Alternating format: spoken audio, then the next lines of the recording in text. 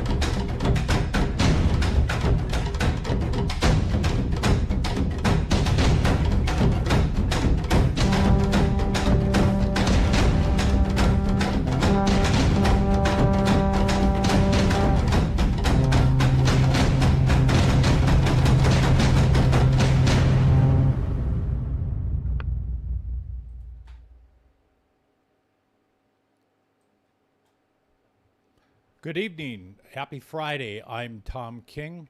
This is the 4K Skywatching podcast. It is February 28th, 2025. This is going to be a pretty packed episode this evening.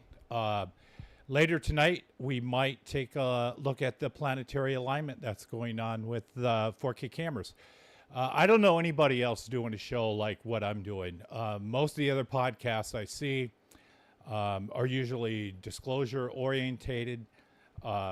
They are hanging on every word of Tim Burchett, Paulina Luna, Mark Rubio, and anybody in Congress that thinks they can get NHI wiggled out after 80 years. I don't give a shit about any of those people, and I don't care what they say. They're a waste of time.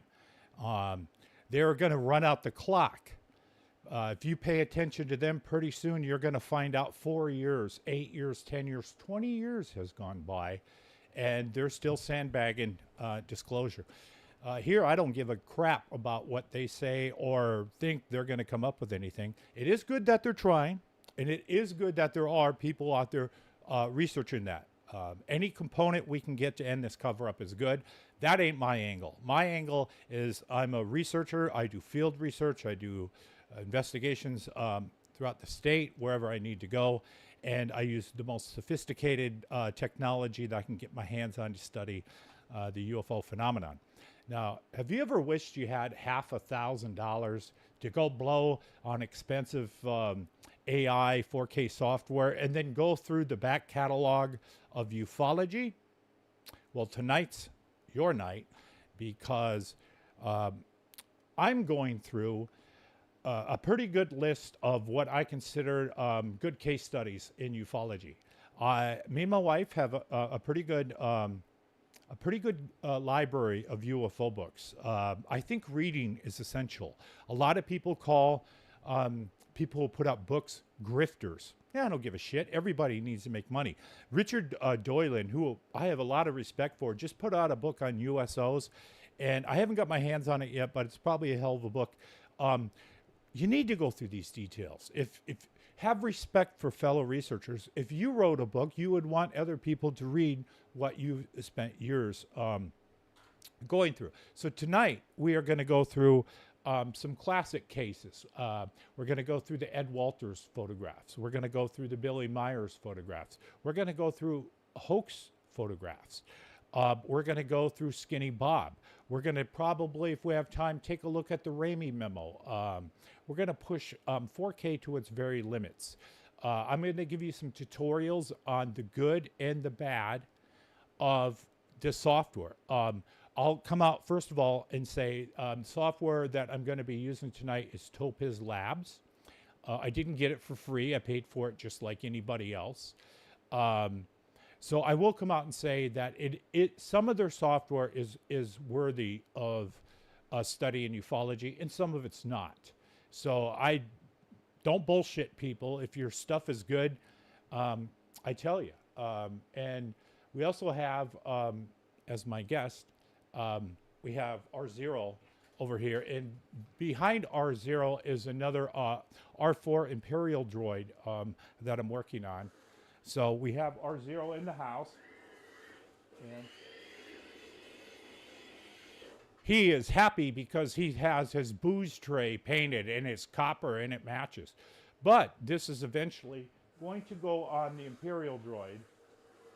So as we get him over here, so he can answer some questions. All right. So we do have my fellow droid here. So it's going to be a fun night. We're going to go through a lot of stuff. We have the NVR up and running. We have a couple of cosmic watches here. I have the radar screen up and running, but we do not have the antenna yet. I will give you an update where that project is after I get through this lesson with 4K stuff. Next week, I'm going to go into the doctor, and they're going to dilate my pupils and find out what the hell went wrong with my left eye. We got some people here. Good to see you, Andy. You were in the hospital a couple weeks ago. So was my wife. It's always good to be out of that hospital, man. Tommy Tom, I think you've hit every one of these podcasts. And we have Dan here. Dan, Arizona Motherlode. Dan sent me some footage that he shot of a white phosphorus object coming in and out. And I'll give you a quick update. We have a great skywatching location that every single time we go there, there's footage to be had. Every time. We're hitting, well, I'm not. I get there and either I missed it in traffic or something, but somebody's getting it, and that's important. Chris, I took about $1,000 worth of equipment over to Chris's house, and he started hooking it up. As soon as he hooked it up, he got something on thermal. I've seen the still images. I can tell you what it looks like is a round object that's white, and the center is black. So we have a very hot object next to a very cold object. I don't know yet if he shot it hot black or hot white. I'll get that sorted out. In fact, he shot so much footage, I haven't had time to look at it. I mean, I just got off work. I work a regular job like everybody else. And after 5, I'm out literally digging a hole in the backyard, listening to Alice in Chains down in a hole. Because that's where I'm at. Renee Cruz is here. Good to see you. Renee broke her arm in the hospital, I think, and then had an alien abduction. That's a hell of a story. I'd like to get you on the show sometime. It's always good to see everybody. Gobstopper, he's always on here. I need to make you a moderator. You've been on my channel forever. My channel is now 9 years old with only 2,000 subscribers. It's kind of cool that I'm not up. I like where I'm at in ufology, that I'm not up there with whatever Corbel and getting, shit slung at you on a daily basis. It's nice to be underground and to do this, because I couldn't probably do this if I was not busy with all the stuff. Reality Check, good to see you too. R5, yeah, R5 is in the house. Actually, the other room behind this one is a droid room. I should put some pictures up sometime. There's a couple of shelves, and on each shelf is about 4 domes for each droid. So I can literally just lift off the dome and put another one on for the most part. So it's like a full-size droid factory. Let's see. I got a lot of stuff. A lot of stuff we're going to go through. Let's get to. First of all, let's get to the software. Holy shit! No way. No fucking way. Willie Wilkins. Wow. I can't believe it. like Obi-Wan said, now there's a name I've not heard in a long time. Now let me tell you, Willie Wilkins, it has to be the same guy. In California, near that water park north of LA, he shot some good footage he sent me. And I took this footage, and this is also footage I blew up in 4K, and he has a black object and a white object, and the white object underneath it has a light shining. And I saw that in some other images. Damn, it's good to see you, man. Good to see you. I'm glad you're still around. We lost so many people that aren't around. Yep, that's him. Fuck, I want to have you on the show if you want to come on sometime. Let me give you guys a quick rundown of some of the stuff that we're going to look at. And I'm going to show you how to put this stuff in AI. So let's start with the eggs. Just a sec here. Let me get everything sorted here. We'll go to the photos that we're going to process. All right. So I went out and I found a bunch of candidates to blow up into AI. So let's look through some of these. So we're going to go through photos first and video second. So here's an egg photo I found. And these are like 2018. So this is before Jake Barber came around. That one has some detail. Also, Wes Decker has some real good stuff. So there's one that's a pretty good candidate because it's far away. We'll see if we can get some details out of that. There's another egg, I think 2016. And there's another egg with something else in the photograph. Okay, so there is some of this stuff we're going to be using. Now let's move on to some of these other photos. This is one of Billy Meyer's beam ships. So this one will be interesting to blow up into 4K. Let's see what we can get out of that. These are not blowing up into 4K. These are probably like 300 resolution. It's really, really hard to get old photos anymore because Google search sucks. Everybody wants money and licensing stuff. So some of these beam ships we're going to blow up. There's a classic one. I think that's I Want to Believe. These probably are all faked. Somehow this guy's still alive. This one-armed guy, Billy Meyer, he has not kicked the bucket. I also have a book of this, but I don't have time to get into it. The Calvine photo. Now that's a good one, right? That's a good candidate. We're going to take that one and we're going to blow that up into 4K. And my dad. Hey, there's my dad, Frank King. He's sitting, that's probably a photo from the 50s. And he's sitting next to a blue Christine that he is, looks like he's doing. There's an Ed Walters one. We'll blow that one up too. Another Ed Walters one. What else we got here? A third or fourth one. And Jim. Let's talk about Jim. Jim's still alive. I love Jim. Jim's a charming, happy, very intelligent guy who's sometimes he's full of shit. He tells everybody what they want to hear. When you meet Jim, he makes you feel warm and welcome, and he's very charming. But God, I think he's like as old as Yoda now. He's really old. And he's still alive, and he was on Investigation Alien. A friend of mine I met, Patrick James, interviewed him extensively. And that he's doing a Phoenix Lights interview. He's doing the same thing George Knapp did, talking to all the same people. And it'll come out on his channel. He's got over 100,000 subscribers. Yeah, 3D printers are a bitch. Mine don't work. $4,000 printer down. Story of my life. But yeah, Jim's still around. And let me tell you something. Jim told me, don't ever show people how you analyze something. Never. He said, Tom, what you do is you stand in front of television sets and you give your opinion. You don't show people how the sausage is made because then they're going to repeat it and poke holes or something. I totally disagree. Totally. That's what this whole channel is, a disagreement of that argument. I believe in education and sharing, and you guys giving me ideas. And whatever we find the best ideas, we use as best practices in ufology. Keeping things to yourself only helps yourself. So one of the first persons we're going to blow up is, well, that reset is going to be Jim's face. Yeah, Topaz, hey, Truth Seeker, you know what? This is your fault, bro. You're the one, I have a hell of a photographic memory. You're the one who got me into this radar mess. I had to cash out a CD to pay for this shit. You're the one who goes, hey, Tom, you ever think about X band? No. And then it was in a comment. Next thing you know, I ordered radar. Thanks, dude. Thanks. Hey, it's Mr. Bubble. Hey, Mr. Bubble's always here.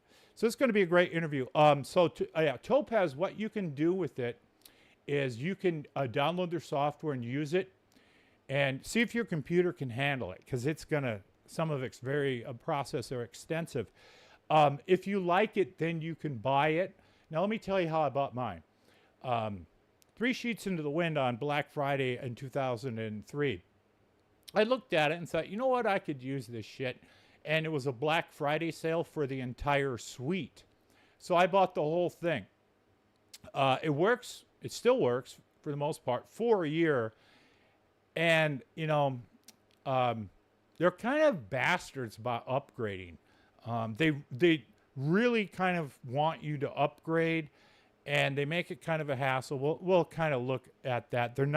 They could be a little more lax, you know, because what happens when I bought the software, then they went to a subscription-based thing, and you don't see that. I can pull the site up, it's gone. They wanted you to subscribe and pay like 99 bucks a month. And I thought, well, shit, they're going to go under fast. No one's paying that. Everyone's broke, you know. So they dropped the subscription, and now they're back to selling very expensive software. And there's Richard Memnick. Good evening. Now let's dive right in. Oh, wait, we have a few more photos I got to show you. Let's get to this. Mike Hawkins. Mike Hawkins is a guy who faked a lot of photos. He was one of the most prolific fakers I've ever seen back in the 90s. I thought he was legit at first because he films actual stuff too, but he intermixed it with crap. Now, he sent a lot of these photos to Wendell Stevens, and Wendell Stevens, I have to say, he should have been expelled from ufology for what he's done. But anyway, that's another podcast. So yeah, he's got, and goddamn, he's good at faking photos. But hey, Mike Hawkins got 2 arms, right? And that other guy got 1. So yeah, there's literally, I got 50 pictures here, so we're not going to be able to go through all of them. So he's got the Millennium Falcon. There's no one in that helicopter, by the way. There's no one in there. Look, I mean, we blow that up. There's no one in. The blades aren't even turning, and the landing gear's broken. So yeah, that plane, that one there, that's the Star Wars pod. I debunked that one. Yeah, we'll get into a lot of that. That's an actual picture I took of a toy. Same thing. That was on UFOs, the best evidence caught on tape. Star Wars pod hanging from a balloon. Let's see. And then there's the Millennium Falcon over a field in Roswell. With the helicopter chasing the Millennium Falcon out of there, I mean, we're going to see what happens here. Yeah, and so this actual picture here, you could see the strings holding the jet. And look, there's no afterburners. The thing's flying without heat. Damn. Good at taking pictures, but anyway, there's so many of those. Yeah, Wendell showed them. Shit, I mean, I could go through this all night. So anyway, let's catch up with the chat, and then we're going to get into the weeds here. Yeah, West has a good picture. I don't even think that needs to be blown up in 4K. I think that's pretty. Some pictures that are so good you can't get anything out of it. I asked ChatGPT earlier, what are the best credible photos throughout history that the community thinks to look for, and the Calvine was one. Got that. Lubbock's Lights. We can't get nothing out of that. They mentioned Tim Edwards, 1995, but that was debunked as Spiderweb. They mentioned the Phoenix Lights. Uh, got pretty much everything I have for you guys tonight. So I got all the classics. I went through some books, but some UFO photography books. But I decided we're gonna go with what we got. Yeah, I was on that one. I just looked at another screener today, Renee. Clyde's got another one out. I think that was episode 20. I don't even know how many of his movies I've been in. We're shooting another one. Dan is in a lot. Dan Starsky, Arizona Motherlode. He's in a lot of the new one that's coming out. So let's just dig in. So this right here is Topaz Labs website. All right. So we're at Topaz Labs, and this is different than some of the stuff I have. Their stuff, I have to say, does what you see here. I don't have AI Video 6. I got an older one. I have Photo AI and Gigapixel. I can say Gigapixel and Photo AI pretty much do the same thing, right? I mean, one of them does videos, the other one does still photos. So if you do want to get into this stuff, do the trial first, and then maybe get 3 sheets in the wind on Black Friday and buy the suite like I did. And so anyway, so then let's look at what all this cost, right? So this one right here is $200, and the prices are going to go up and down. And this is for photo, and it does do this for a lot of stuff. When you guys are done tonight, if you go through the whole show, you're going to know everything need to know about this Topaz Lab. Now, if there's something else besides Topaz, I want to know about it. I want to know about it for next Black Friday. So, yeah, that's pretty much where we're at with that. I think, let's see, with Gigapixel, 99. So, yeah, you're looking at about $500 to get into that.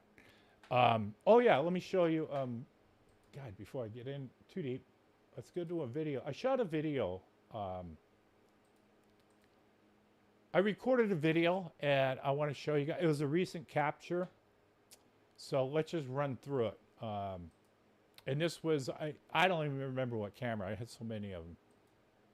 Oh, 2K dome cameras. So I was on the phone with Dave Mason, and we were talking about stuff. And I said, hold on. I got something. So let's see if you guys can see this. This video stabilized. So it's going to get stabilized at a certain point.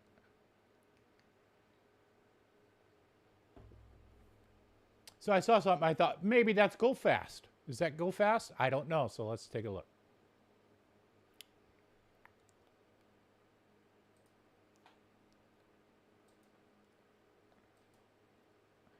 See, right at the end here.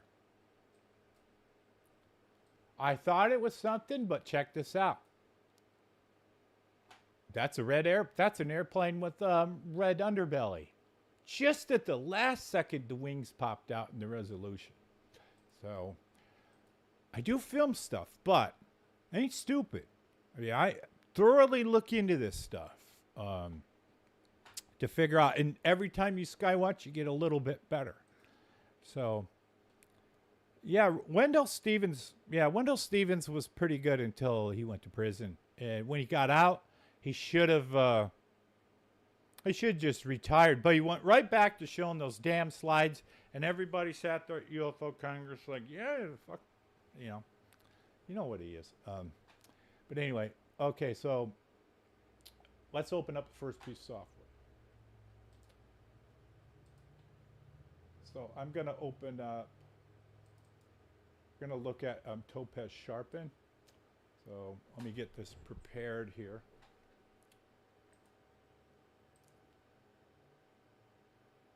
Which I thought I had, but maybe don't. Okay, so let's get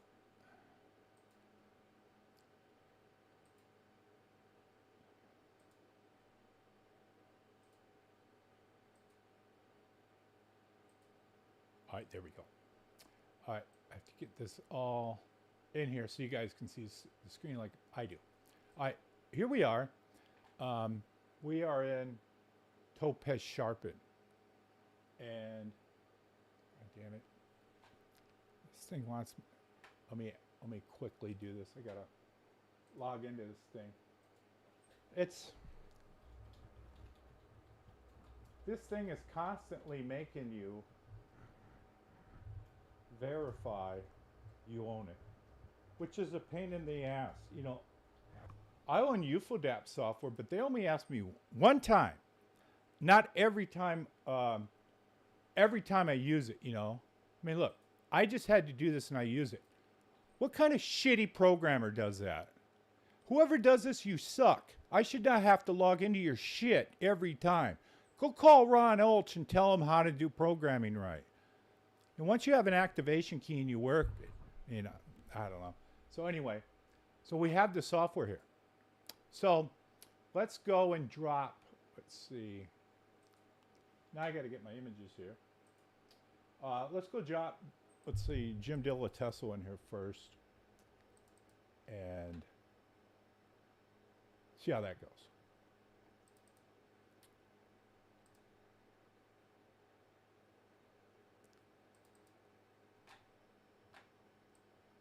All right.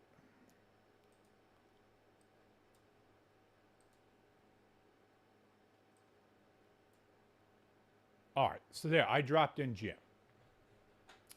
Jim is now loaded in the software. And okay, let's take a look at this.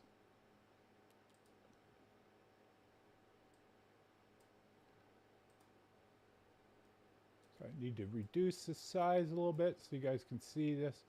Now, long story short, this software is not available anymore. The Sharpen AI, you can't get this anymore.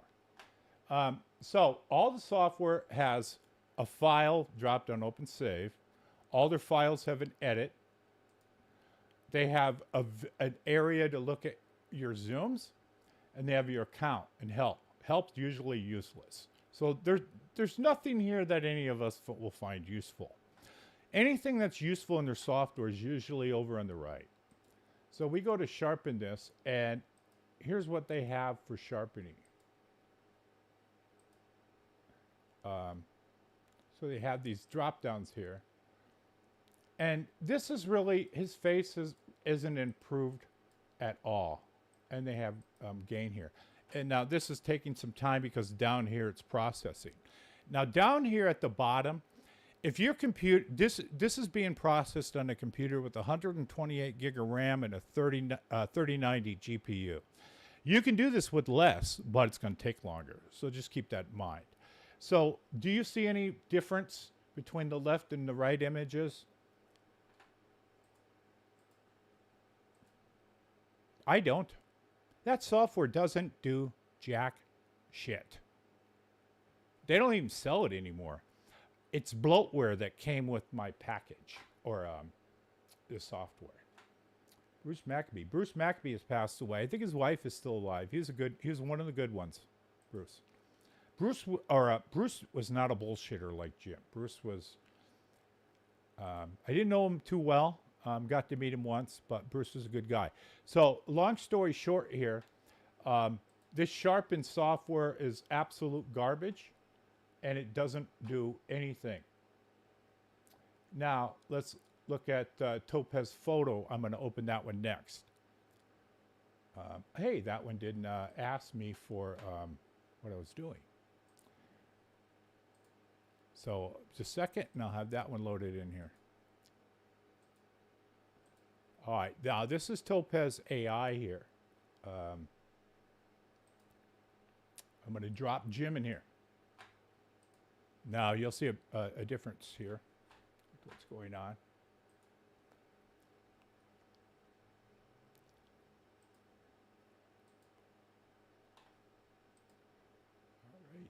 All right.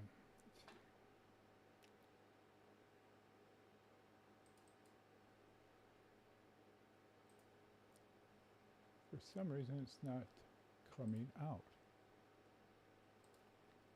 All right, I mean, look at this again.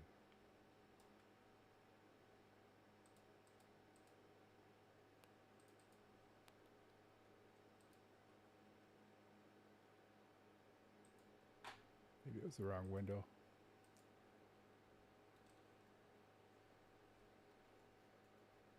Nope, that's the wrong one.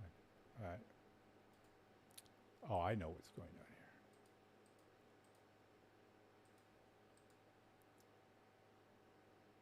here. Let's start a fresh one.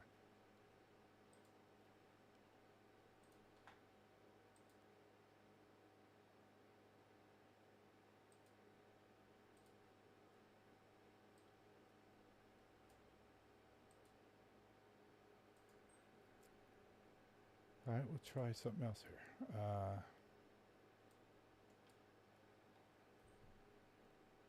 Try that sphere.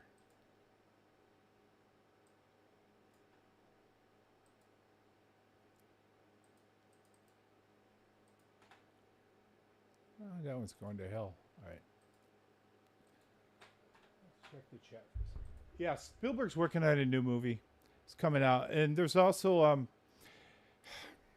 one of the reasons I don't think disclosure is like going to be. People ask me, this is the question I get all the time. Tom, are you going to still keep Skywatching when disclosure happens in a couple of months? Yeah, because disclosure is not going to happen in a couple of months. It's going to we're going to have a rolling thing here where it's piecemealed, right? I mean, these people tell you that money is not going to be any good. That when disclosure comes out, the stock market's going to crash. Everyone's 401ks will be busted. And money just is, we're all going to be, screwed. But what are they doing right now? They're trying to stockpile as much money as they can, which won't be any good. So that's bullshit. It can't be both of those things. We're going to try loading the software one more time. We're going to try Gigapixel, which is pretty much the same thing. All right. Looks like we have some success with that one. And we'll have that loaded here in a second. All right, so this is Gigapixel. So what I'm going to do is I loaded my dad into that one.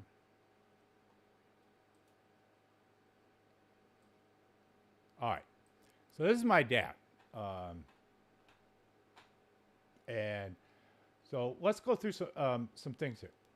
Again, file, the same things we have in the other program. View, the same things we had in the other program. Account, same stuff. Help, useless. So, same deal here. Everything, again, is over on the right. But this one actually does some stuff. The other one, Sharpen, was useless. So let's go in here to look at this here. Now, look at what this can do to his face. How the hell is it pulling eyes out of that? I don't know, I think that's a cigarette, not a doobie.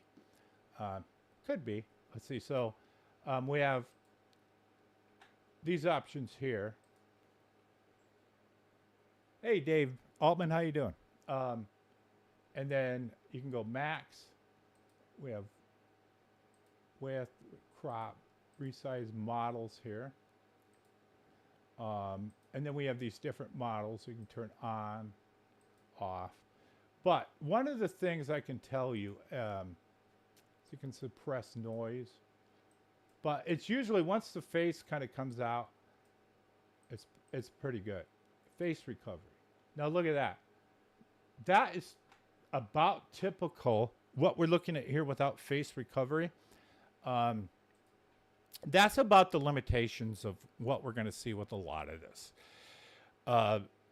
These programs specialize in faces for some reason, probably because they were fed into an LLM or something like that. But when it comes to UFOs, they can't do that magic like they do with faces. What they can do with faces is making something from nothing. That's something we've all heard that this somehow can do. How the hell they do it, I don't know. But if they can do faces, right, and face is good, then let's feed it Bigfoot's face. I fed it Skinny Bob. I already rendered that. I did that about, earlier last week. So we're going to look at that. If it can do faces real good, then let's look at alien faces. Feed this the alien LLM. Probably never heard that phrase before, which is the alien large language model, or a small one, because we don't have a lot. So you feed them the alien interview, the skinny Bob, every gray photo, and see if it can enhance them a little bit. So anyway, this face on thing is the magic of what makes this good. So that's what we can do with that. Let's look at some other stuff. Let's do some UFOs now.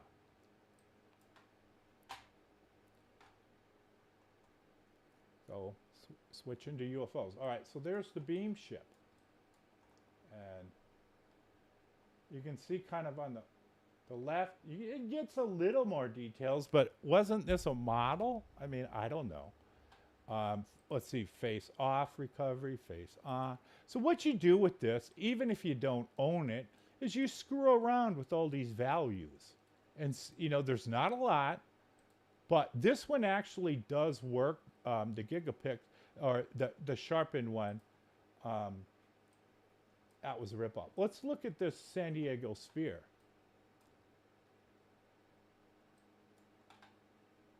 Let's see what we can get out of this. Face does nothing. Gamma correction. A lot of times, believe it or not, you got to add some grain.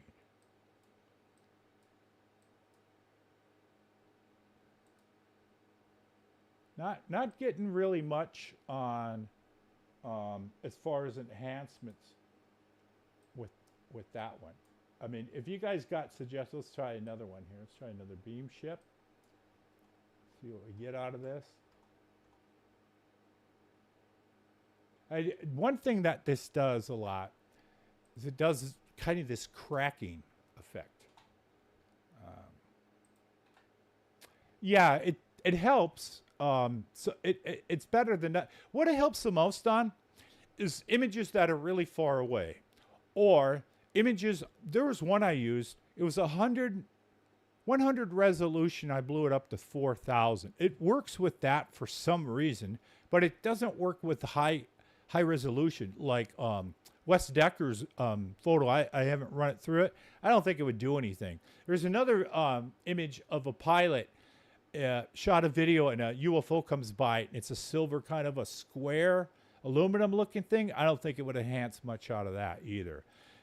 You kind of just got to run a lot of stuff through it, and then you kind of get an idea, you know, kind of what will transition better, what not. And again, we're using the Gigapixel here. Let's see what else we got here. Let's try some Ed Walters stuff. The classic Ed Walters UFO on the highway. What do we get here? Because sometimes the shittier the photo is, this is a pretty shitty picture of it. I've seen better.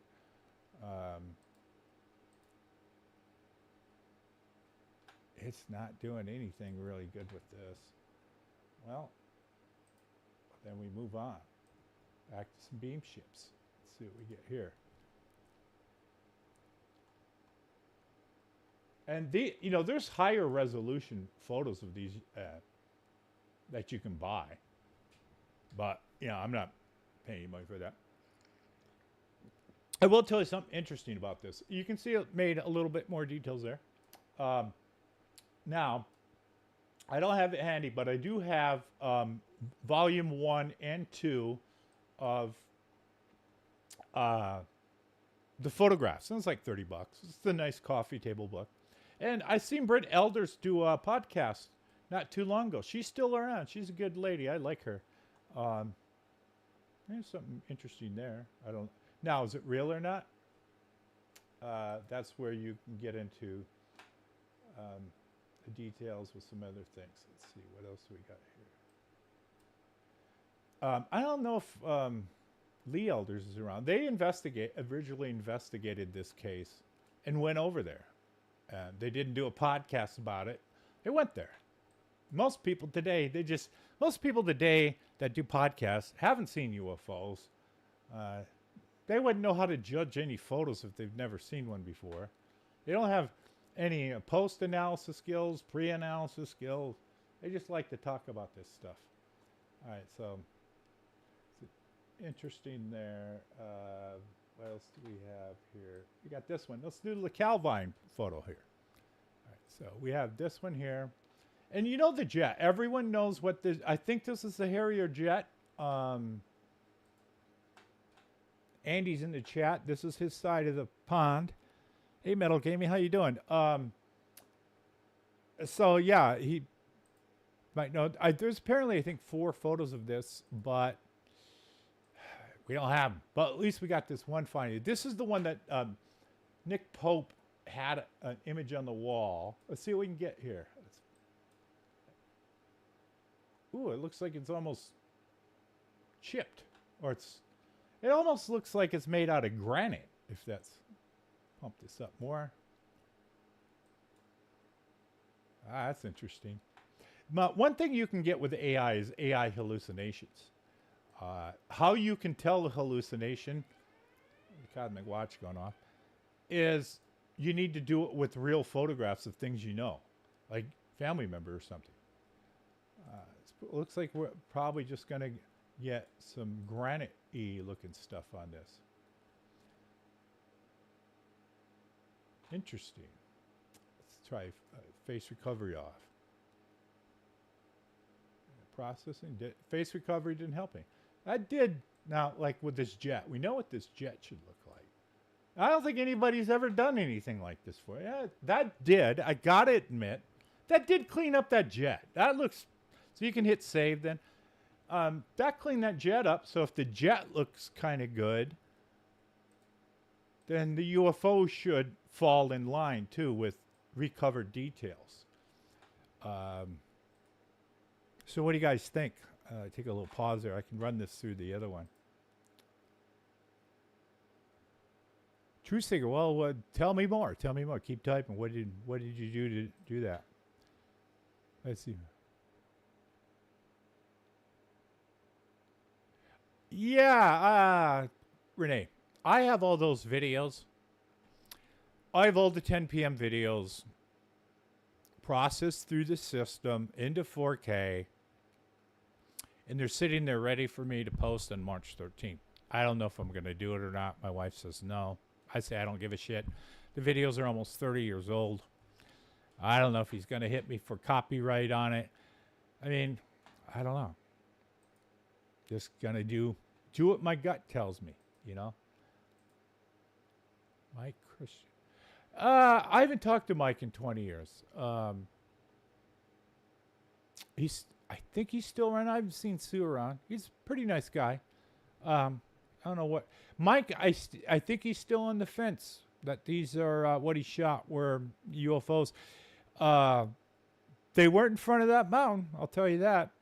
You know, I'm going to, now you think about, bring this up. I am doing March 13th live cast on Thursday. So we're going to be live here. I don't know. Maybe Clive, Christopher might do a live Skywatch in North Phoenix, and he can call in on the cell phone and we can get updates from him or Dan or anybody that goes to that Skywatch. I'm going to be doing a Skywatch here live and probably going through some more stuff and talking about that. So yeah, I'm going to be doing that. Let's see what other photos we got. Process.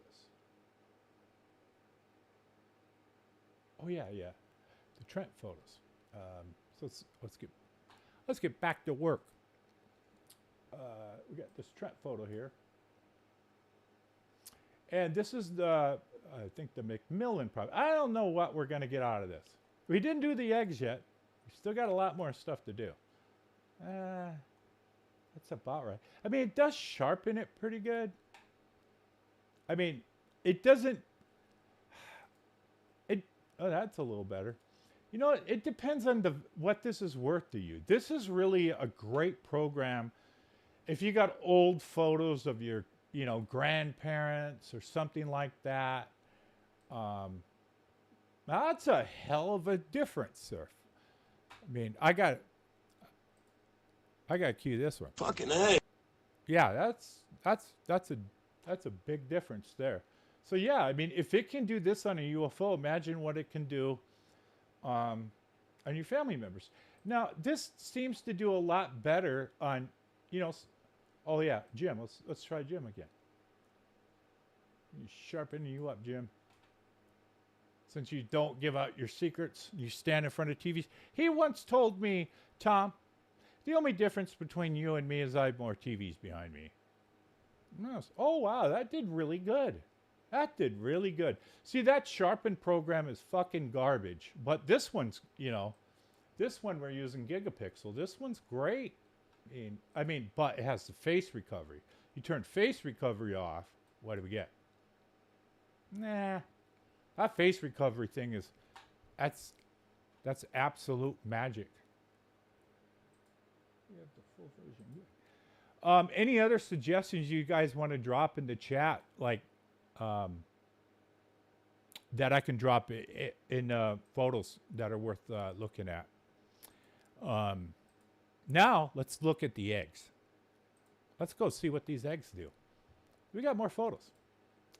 Okay, so we got. Okay, so let's move on. Move out of Gem. Go to my eggs that I got, and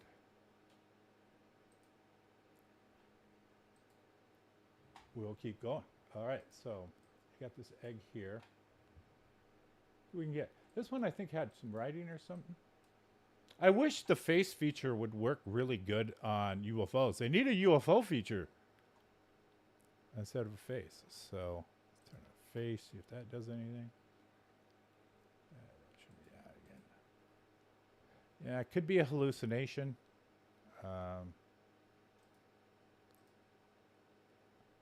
Or not. See what the next egg photo yields. This one actually has some details here.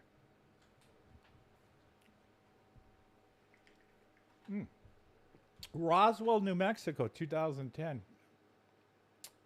That's interesting. I didn't pull out that much more detail. I mean, nothing you can write home about. Wendell Stevens, he would have showed all these photos for sure. There's another egg we're looking at.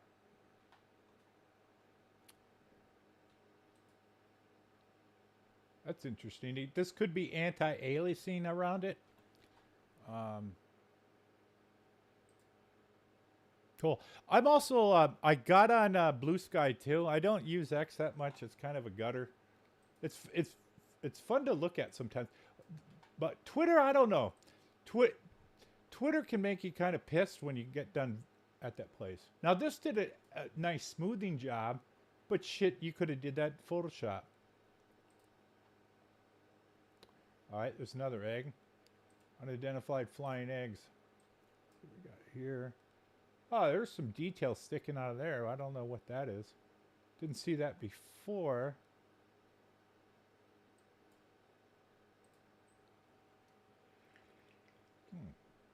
Let's keep going with another egg.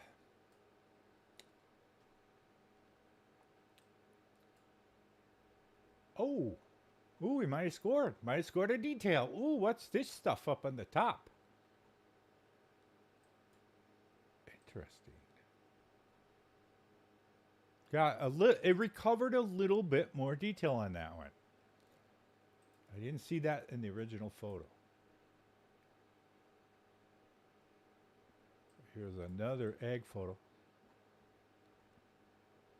I guess that's the same one. So that's the eggs. So let's see what's going on. R2 or zeros fell asleep. Yep. And goddamn, my controller went to sleep on me. So that's the egg stuff.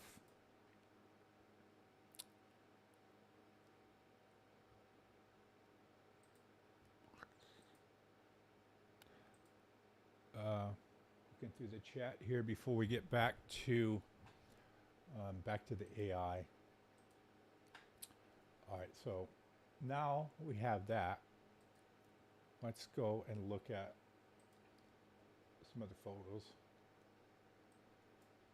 And I have some videos. I got to say, when I get to the videos, I'm going to say this ahead of time. You're going to see them 6 times. Each video 6 times.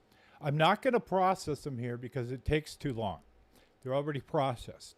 So when you see them, you're going to see a different AI model. So you'll see, one of them's in the UK, by the way.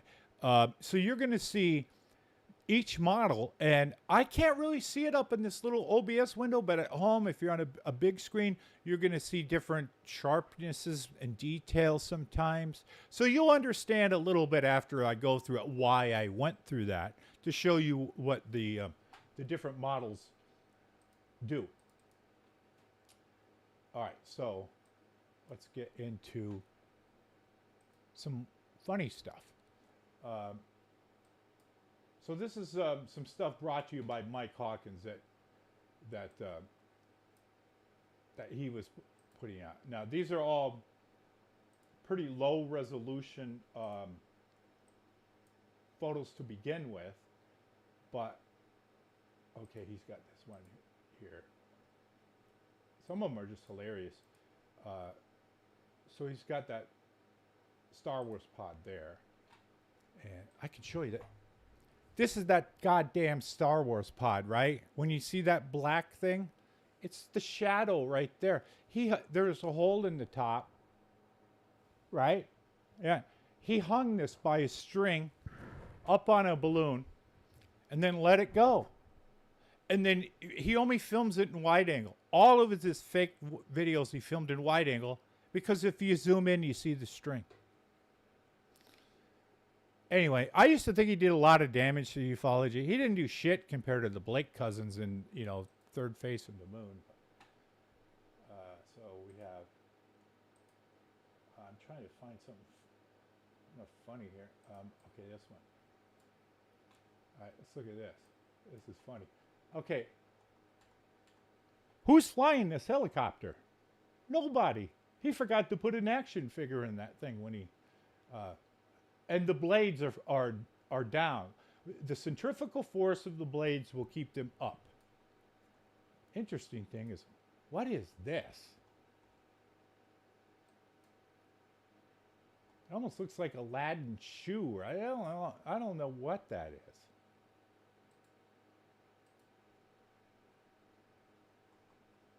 So that's one of the interesting things. So not only is this a good resource. Yeah, there's Star Wars pod again. For looking at UFO photos like Wes Decker's. We know Wes didn't fake it. Wes is a stand-up guy. But this stuff, hoaxes and stuff, this can also be good for exposing hoaxes. It's good for both sides of the coin. Here's another one. All right, so there it's after. There it's chasing the Millennium Falcon again. I mean, he's got so many. That didn't really reveal much. Let's move to another one. Let me tell you something. Back in the 2000s, I had a person email me, and they said they worked at the Roswell photo shop. I think it was the only one in town. And he says, this guy, Mike, keeps coming in with roll after roll after roll of stuff. And most of it's just models and stuff.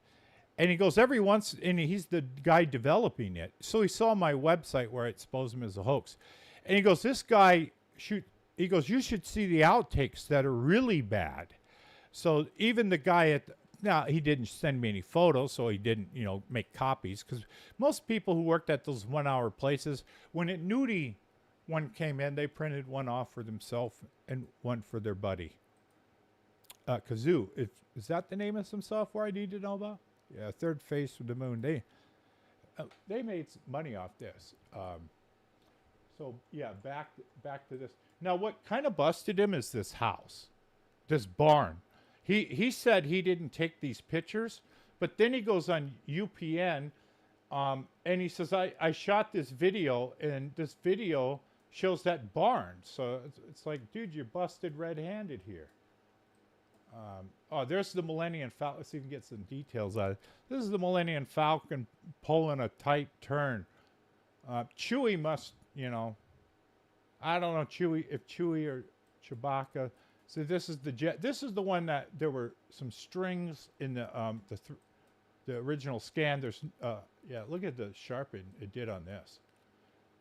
There's no signs of these jet engines going off. Yeah, watch a video of any F-16 or any jet with twin engines taking off, and you will see fire in those engines. And even a crop just of that. Not too much more.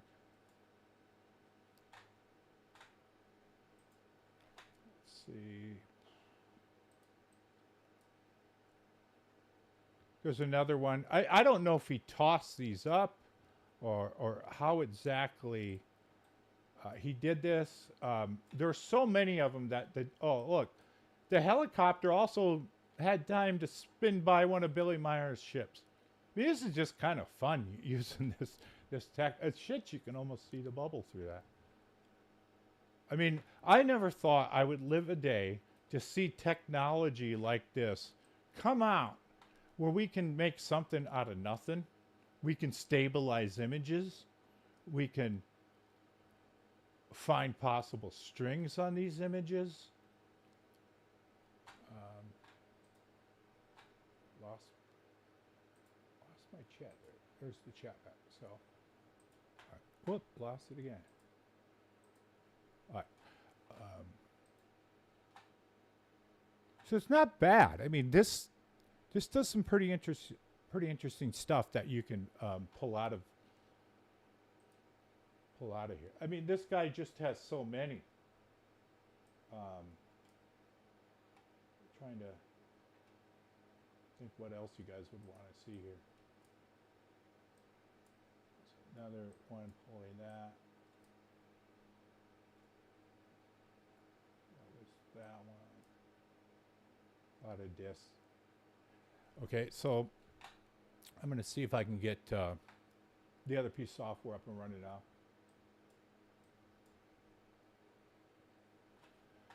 So, any questions you guys have about where we're at right now?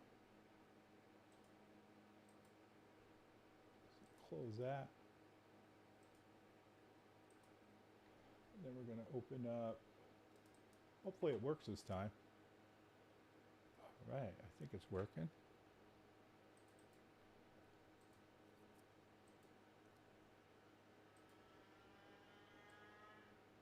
All right. Let's hope this works. All right, now we are using Topaz Photo AI version 2.21. It says there's updates available. I'm afraid to update it because it might brick the damn thing. So what we're going to do here is we're going to look at a couple of photos with this, if this all works right.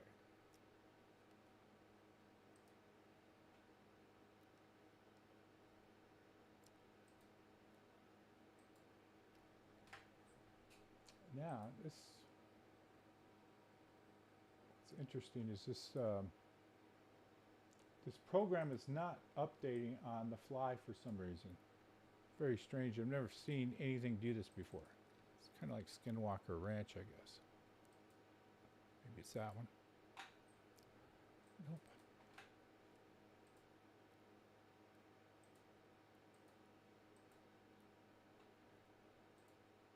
Interesting. When I drop a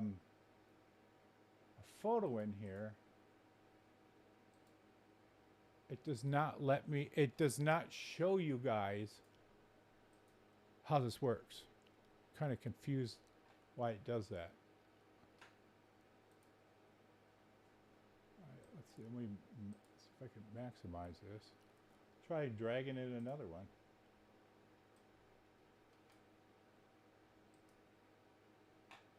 That's very buggy. It will. It has like maybe it's some security stuff. Actually, the photo one works a little bit better than the Gigapixel one. So let me get out of there. We're going to get to the videos then. All right. So that was what I had to show you guys. Thank you. For some reason, when I open the Photo AI, you guys can see it. But when I drop a photo in there and it does the processing, it's not showing you that. So I'm sitting here puzzled, thinking, why is that going on? Oh, I got to give you, let's take a break here. I'm still working on the mast. I called the company. I called Wilbert, the mast company, on Tuesday. Hey, Jeff, no fucking way. Jeff Ferris and Willie Wilkins in the same podcast. I didn't even know you guys were alive. You guys are like revered memories from my past. I'm glad you guys are still here. There's a lot of guys not. Tim Edwards isn't here anymore. So many guys. Jose Escamilla, he's good friends and research partners with Jeff Ferris, isn't around anymore. We lost a lot of good ones, and fortunately, we still got a lot of shitty people still around. But anyway, so I'm working on this radar mast, and anyway, the break point was calling Wilbert. I'm so deep into this project. It's like costing. It costs as much as my buddy right here, which is very, very expensive. All this would make another Ferrari. I hope my work doesn't watch this. They'll think they're paying me too much. But anyway, I called Wilbert. I talked to this guy, Mel, and he was one of the nicest guys I've ever talked to on the phone. He gave me all this customer support. I told him it was a UFO. It's going to be to put radar on top. Now, he told me my mast, the mast that I bought is very special. It's very rare. You can't even get the manuals off their website. It's kind of like, as a cosmic watch, it's kind of a made-to-order thing. Now, he told me the mast is made out of aluminum. I did find out it's not 800 pounds. The guy, Alien Blanco, White Alien, who delivered it, God, two of my best people in the same fucking chat. This is one of the best Friday nights I've ever seen. Thank you. Thanks for coming. The mast doesn't weigh 800 pounds. It weighs 424. So it's only 400 pounds, right? So I consult with the experts. I don't Dunning-Kruger and say I know everything. This mast has a special coating on it for some reason. That's why it doesn't look aluminum. I didn't make very many of these. The mast is 11¼ inches around. Any air compressor could blow it up. That was the do or die moment. If he told me I had to sink thousands of dollars to buy their air compressor, then the damn thing was going for sale. But since he told me any air compressor can blow it up, oh, great. And then I have to go forward with this. So I'm talking to Dan, and I'm saying, you know, this thing goes up 42 feet high. So it's going to go up. It's going to go up like this. And it's going to have this big radar on it. And it's going to look like a penis. It is. It's going to look like the Jeff Bezos rocket.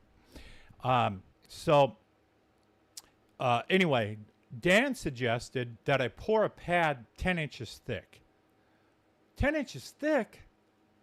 And I thought about it, and he's right. 420 pounds on a 5x5 pad with rebar in it, and then I'm going to put a 3-foot hole below the 10-foot or the 10-inch pad. So when this is up at 42 feet in 80-mile-an-hour wind, it can't, you know, tip over. So the concrete alone is going to weigh 4 tons or 4,000 pounds. So I'm removing 2,000 pounds of dirt, which I'm literally in the backyard digging a fucking hole. I was going to throw some hundreds in there and take a picture of this money pit.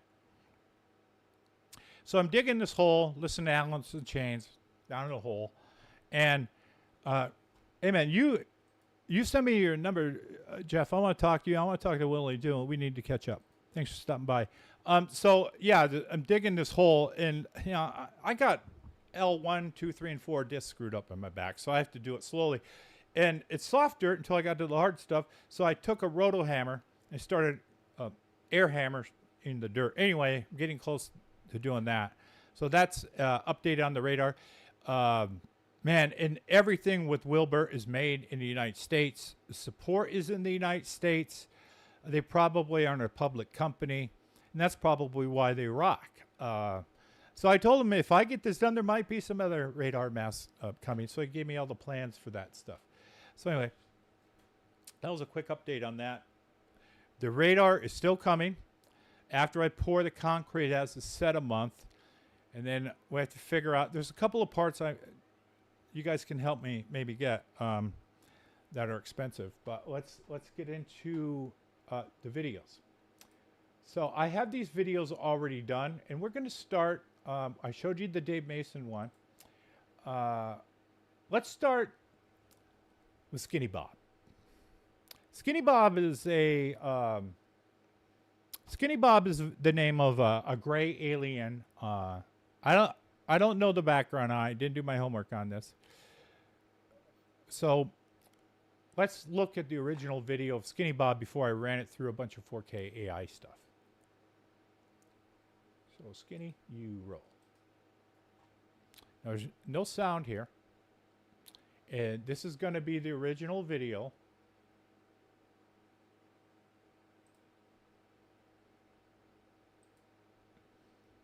And then after this, I'm going to play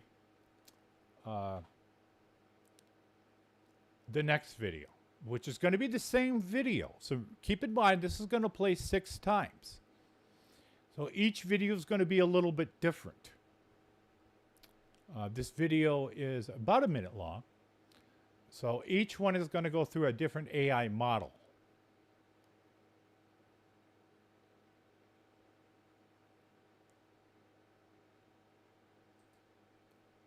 Now this is the next one. So this particular one has been processed through, looks like the hype modeling. I can open that up and explain a little bit more of that later.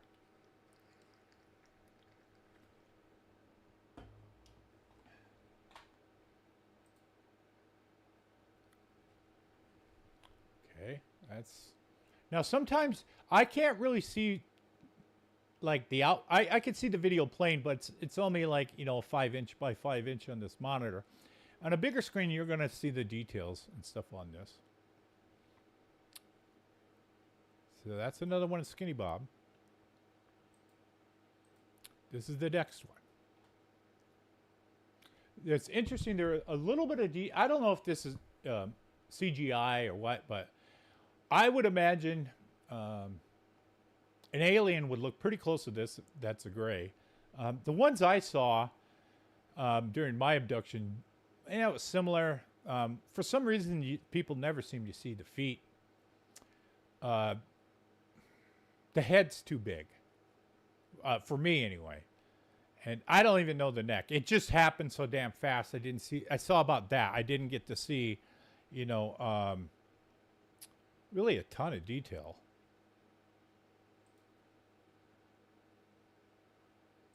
Here's the next model.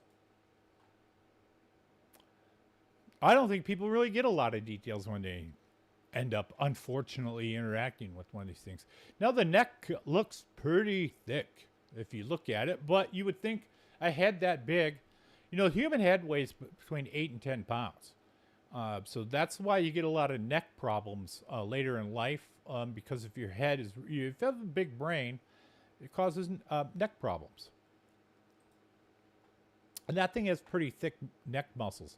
Most images of the gray we see always have kind of like a, I don't know, a neck that's only an inch, maybe 2 inches around.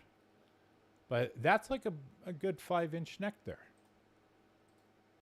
Here's another one. Let's see, there's one more model after this one.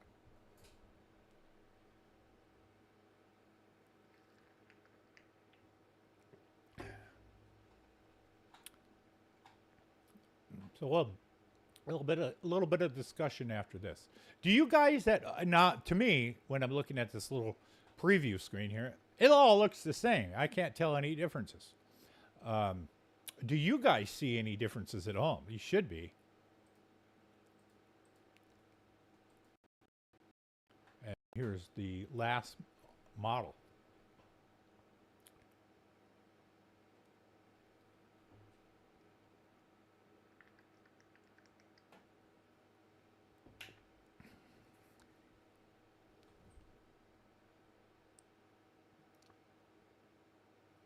Yeah, I don't know. It's, you know, we probably, one of these videos, either this one, the alien interview, some of these photos or pictures, one of them's probably real. Just like a lot of these UFO photos we have, some of them are real, some of the videos are real, but the U.S. government will not talk about shapes and sizes very much, so we can go and determine which one's real, which ones are fake. Yeah, that's good. Hopefully before it gets really hot here. Yeah, I had a couple of experiences back in '93. I don't have it queued up, but I was in I'd said this before, it's no secret. I was in an experiencer group back in 1991 with this guy was a doctor named Dr. Richard Boyland. You can Google his name. Not Richard Doland. Richard Boyland with a B. I don't think he's around anymore. He was pretty old back then. But yeah, I had some missing time. I read Communion, and it really disturbed me. The missing time worked on me. I wanted to know what happened. He hypnotized me. I saw a reptilian under hypnosis. Broke out of it. And then I ended up getting the hell out of California. It was just too freaking expensive. And I moved back to South Dakota to go to college. Back then, I wasn't into the programming stuff as much. Wanted to get a degree in psychology. During that time, they kidnapped, or they dropped me off. I remember I had about 8 experiences, but I remember 2 of them. And one of them, they dropped me off, which I mean, it was a drop-off. They were putting me back in the house. I don't remember how they got me. And the other time was they picked me up, and I don't remember how they left. So I don't have like 100% of what happened the entire time. Do I want to know? You know, I guess, but I mean, the scary part's all over. It's now the past. But yeah, this was years before the Phoenix Lights. And the time they dropped me off, I walked down the hallway, which I think was, it was theirs. It wasn't my property, but it was a room, just like our hallways. White, it was all white, blinding white light. And there were rooms on the side, so you can kind of look this way. But I thought, where are they taking me? And I looked at the end of the hallway, and it was dark. And I could see, and that was my studio. So I'm like, oh, I'm going home. Cool. So I walked literally from whatever this was into home, laid down in bed, and long story. But anyway, and then another time when they picked me up, and yeah, they did. They looked like Skinny Bob, but they weren't that tall. They were shit about this high, you know, about as high as this droid. A little bit taller than that droid. And it's scary as hell. Scary as, you can't do anything. They freeze you, and because I had a plan. Kill them, and then go, aha! Behold, a body of a dead gray. But they're always a step ahead of you, just like when you skywatch, they're a step ahead of you too.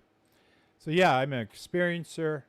I kept that secret until I turned 50. I didn't want to talk about it. But when I turned 50, I said, you know what? I don't give a shit anymore. There's that watch. So yeah, I mean, so yeah. Hey, TJ, I think you're new here. I haven't seen you before. Thanks for coming in. So anyway, yeah, that was those videos. Now let's get to the UK videos. And this one is shitty. I guarantee you, it's real shitty video. But it got cleaned up a little bit with AI. So let's go to the UK one, and we will start with the original OG. Hope I don't get hit with 1,000,000 copyright strikes and my channel ended tonight. We'll see. Alright, so this is a UK video shot in 2000 of a white light that was seen over a crop circle, and now it is moving like a bat out of hell. And it's taken off. I don't think this was fake. It could have been fake, but don't look like it.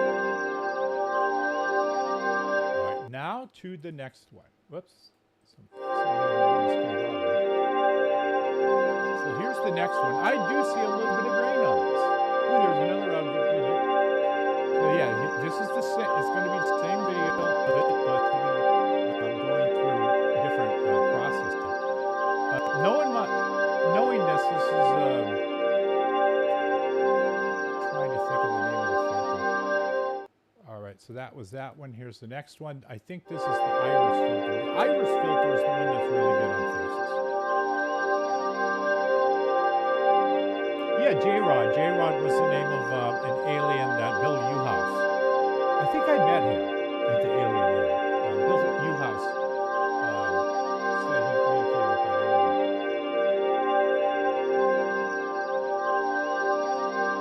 All right, and here's the next one. So look, this is cleaned up. This is a lot clearer. I don't see as much grain. It's a little bit more watchable. Now, this really does it a lot better. Let me kill that sound.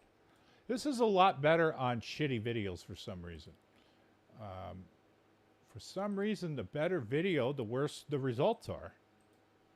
All right, here's the next one. A little bit more grain.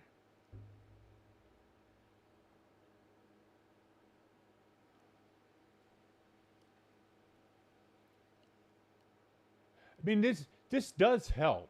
I mean, I wish they would just lower their price down to $50. But then again, that's the price of a McDonald's Big Mac. Here's the last one.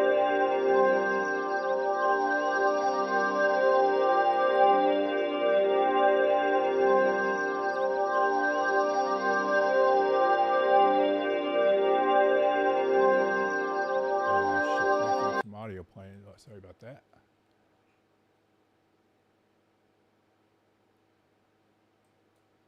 So, what do you think? That was the UK crop circle video from, what, 25 years ago.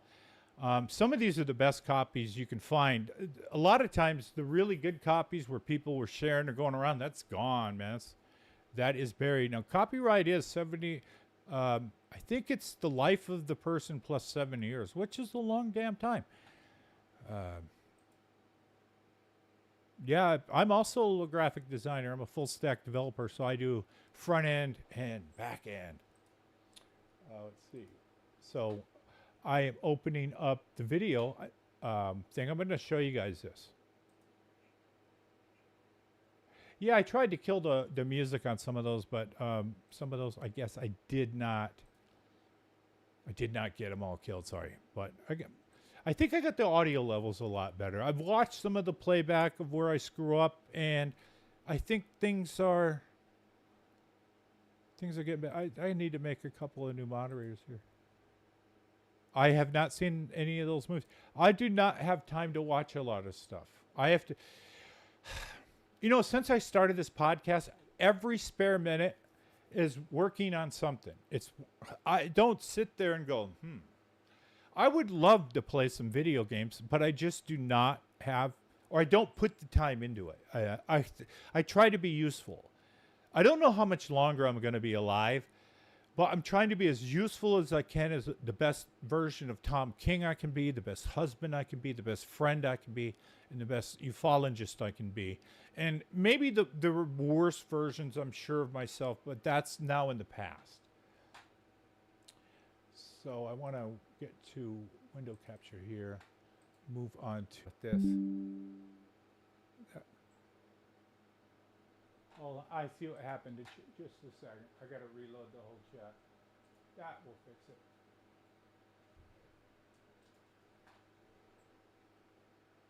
There we go.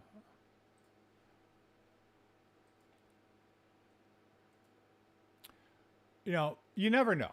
I mean, you have to kind of run this stuff through the system, and then see if it does anything, because you can't predict if the AI engine is going to really make it better or not. So that one, I think it did kind of a bad job. It didn't do. It didn't do anything helpful. Hey, there's the chat. The chat crashed on me, but it's back. All right. So let me catch up. Glad you made it to a live show. I don't know what time it is everywhere. I might move this back to 6 because of daylight savings time and whatnot. Oh shit. Yeah. I've got that a few times. Music score copyrights. You know what? I don't give a shit. I ain't doing this for money. You know what? I have all the money. I have all the good stuff I want. I have friends. I have family. That's more important than money. Time is the most important thing you can have. Now, there's a lot of people in this for the money. That's all they do. I know people that if they don't get money, they won't do this at all. They're here to make a name for themselves. Well, thanks. Well, there's a fake Tom King out there. I think there's 6,000 people named Tom King in the United States. There's 3 of them that are into UFOs. And there's another guy in town, his name ain't Tom King, who's going around impersonating me. So, and I haven't made it. I'm not a big ufologist, so it kind of sucks. So I don't have a big name. I don't write books. So, shit.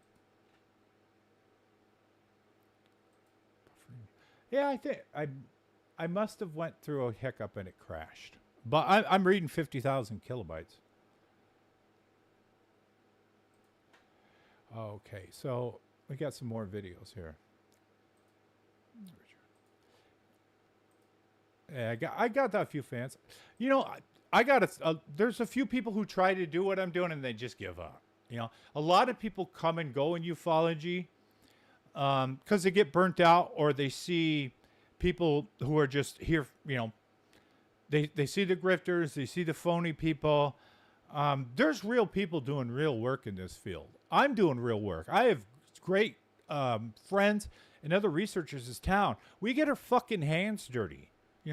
Have you bled for ufology? I bleed every week for this damn shit. And then I also get burned out and I say, you know what? I just want to get the hell away from this and play video games.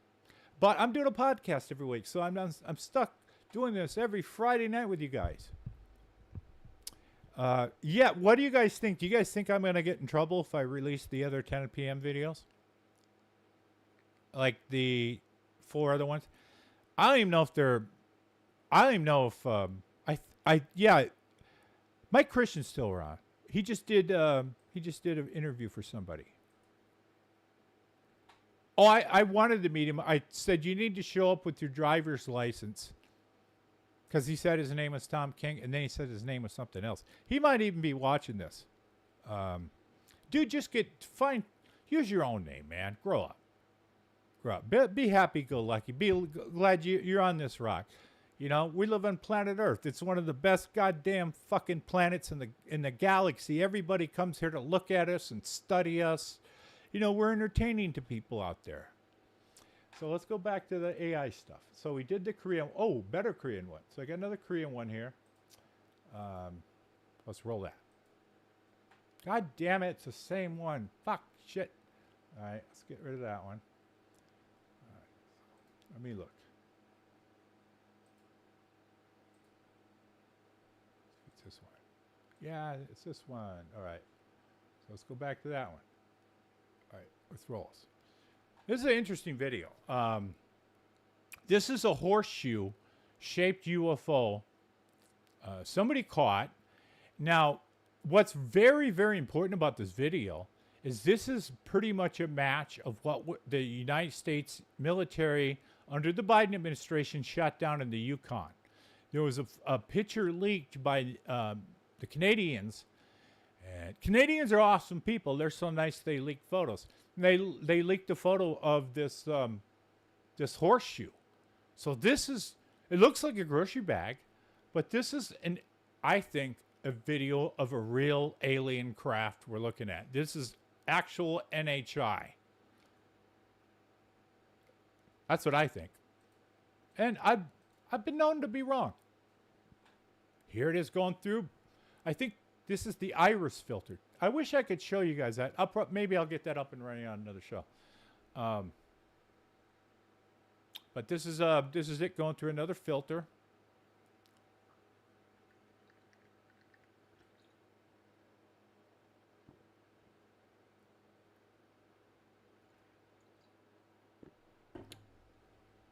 So this is the horseshoe video that has been uploaded AI.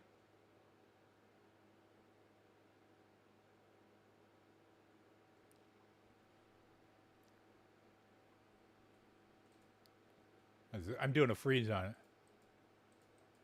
So we can't really tell because the AI, you know, is now this video, this might have been 100 resolution that's blown up to 3,000. I mean, are there aliens in that damn thing? It doesn't look very big. Fucking goddamn it, it does look like the Millennium Falcon. Fuck. This looks sort of like what Mike Hawkins was trying to do. But, hey, you know, art imitates life. So, that is, okay, there's the next one. So this is, you know, going through some of the best videos I can find that are worth throwing through a 4K AI engine and seeing what we get out.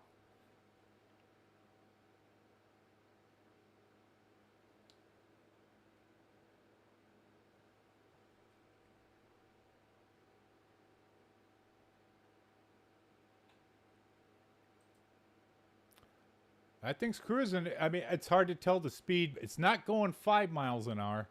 But it's not going 5,000. I would ballpark this probably flying about as fast as just any commercial jet. And it's risky traveling on jets because they're crashing left and right. All right, this is another one. I can see a little bit of grain in this one. In grain, with the tools, you have to do this. This is a good video to do it over and over. You don't want to do an hour video. A 1 hour video going through this with the 3090 processor can take about 3 hours. With the 3060, it could take 12 hours. With a 2060, it could take 2 days. So you want to run 1 minute video clips through it and then adjust it. And then keep adjusting it until you find those AI sweet spots.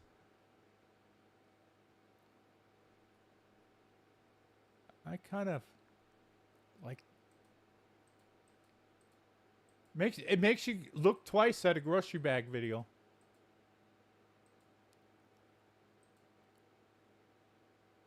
I mean, what's sad, if the U.S. government could, they'd shoot this down too. That's just freaking wrong, if you ask me.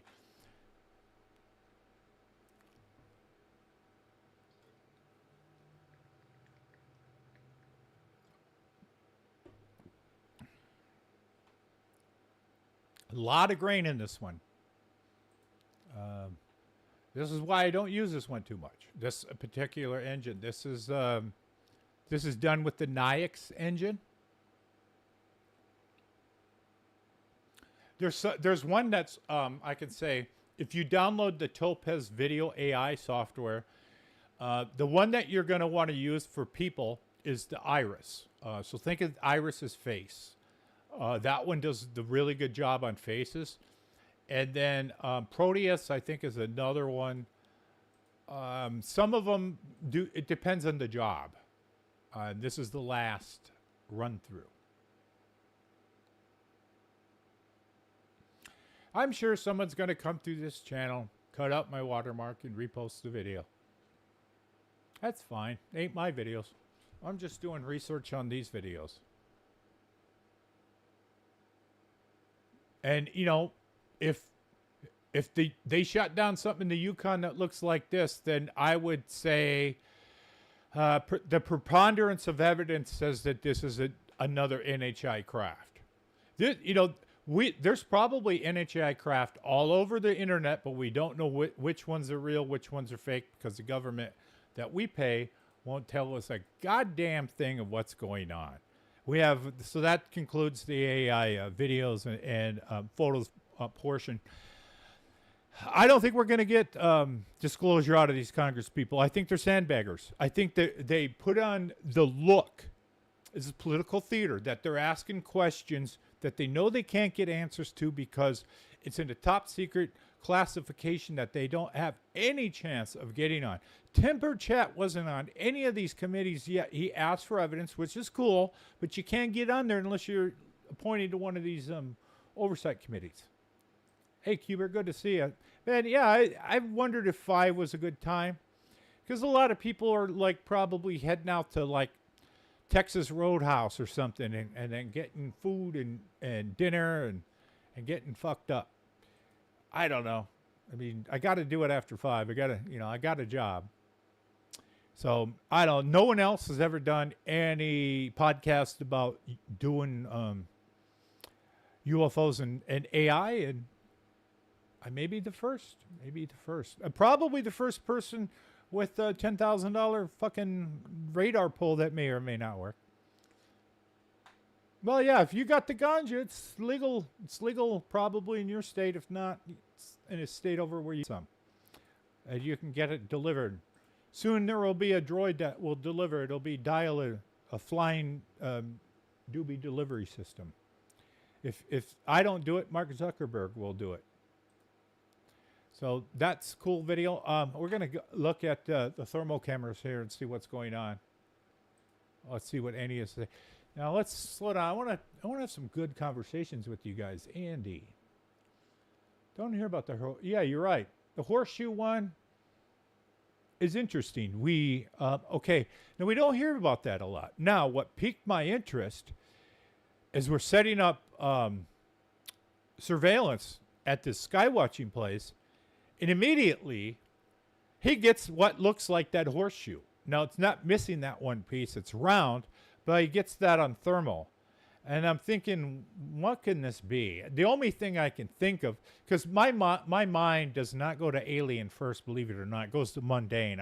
I think balloons. I think, it's got to be a rational explanation for this. 95% of the time there will be, and rare times you're going to run out. I just don't know. Chris also sent me, our group, a picture of some green orb. Again, what the fuck? So eventually we're going to get our crew. We have, Clive has 6K cameras. I mean, his cameras are so good at night, he can turn down the ISO and it looks like daytime, like those Sony ones. So Andy, what did you think when we were talking about that orb that went over that guy? Did that guy look up and see that orb go over? Because if he did, there's more evidence that was an actual event. Don't bring up mushrooms. Mushrooms with aliens. Didn't Chris Lettle eat some mushrooms on a live camera? Don't recommend it. Now, I did have this idea, which was similar.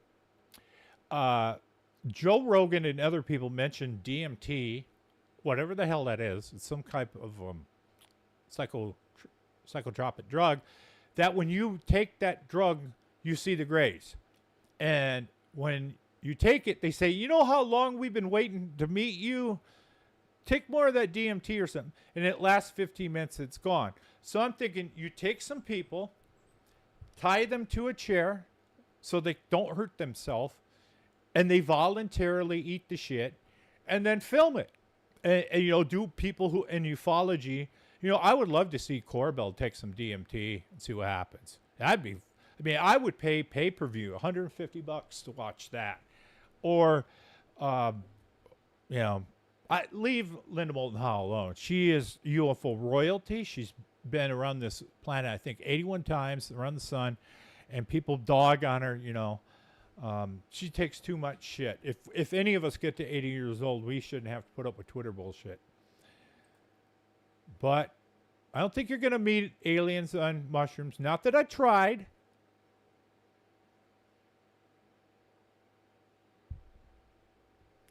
But DMT, maybe try some DMT, but I don't know anything about that. That's my suggestion. And don't do it live on the internet, I guess. Try, do controlled experiments. I don't know what that stuff is. I think it's a root. They don't have it at the grocery store. Okay, so DMT. Mike Tyson. I love that guy. He is so funny. He did some bad stuff in the past, man. He's a role model when I was a kid. Stay off drugs. Stay away. That stuff's all hard to quit. Do whatever you want. You drink Drano if you want, but, be careful with it. You got family members out there. Linda Moulton Howell and her cats. She's cool. All right, so let's get some stuff tuned up here. So I have radar. If you tuned in late, I do have a radar screen. This is live, but the radar antenna that connects to the screen is not hooked up. So let me explain. You have two components that you would use here. And I'm using marine radar because I don't know any other type except for Kraken RF. And Kraken does not have any screen like this. That's nice. Let's get something else. So anyway, this has X-band Doppler and Doppler radar. And it spins around. So the plan is that I'm going to put this on a mast. It's going to go up to 42 feet high. So a Wilbert mast. It's a heavy-duty, 11.25 inches around mast, 42 feet high. It's going to be as high as a palm tree. I'm already considering fake palm tree leaves on it to hide it so it doesn't look so phylactic too. And there's going to be a Pelco pan and tilt on head on the top so I can aim the radar directional. Thinking about a camera on there, but that's, you know me, I don't do shit small. I do it over the fucking top for some stupid reason. I never start out small. I start out too big. So that's the plan. And if this was a TV show, the goal is to get this done before it's 110, which could be in Arizona anytime. So radar is coming, but it's at least a month out. But we have the fully operational NVR systems here, where we have a 4K all-sky camera. And on this, this is a 4K NVR. This is looking east. And I block out my neighbor's house. That's looking north towards Scottsdale. What you see there is called the thermal fork. And what this is this is another pan and tilt system that has 3 thermal cameras on it. And there are also color cameras. So I'll show you those in a little bit. So that's the thermal fork. So sometimes there is overlap of cameras. And this is the west camera. Now, I will tell you, if you have, if you've been watching my podcast for a while, I might have mentioned my neighbor from hell, the guy who got arrested. Now, he got out of jail. He was arrested for kidnapping, having an AR-15 with a felony on his record. I think methamphetamine, bunch of shit. About 20 years worth of time or so, depending on if he's got a prior. He got out. He was here for a couple of months. We don't see him anymore, so I think he got sentenced. Anyway, back to the story. So he's not around no more. Or we see him not around now. And then over here we have a 4K pan and tilt dome camera. And this can look in any direction. And I typically point it around where the thermal cameras are. So it looks like it's not dark, but it is. It's completely dark out. But these cameras, there's our Arizona sun. These cameras can really turn a little bit of daylight into a lot. So we're gonna. It looks like we can probably get some good looks at the planets here in a bit. So that's one NVR. Let's see what we got here. And I'll power over to the other unit. Yeah, I've heard on the news people are microdosing on psychedelics and shit. I don't know what that would be, like a grain. I don't know. Can't do that. I have to think about a lot of stuff. I fix problems, you know. I write code. I do all kinds of stuff. I do graphics. I can't be all screwed up. I got to think 100%. You know that MH thing? They I don't even care about. Sorry, those people. I don't even care about because all the conspiracy theories. Once they flood it with conspiracy theories, I just kind of seem to tune out.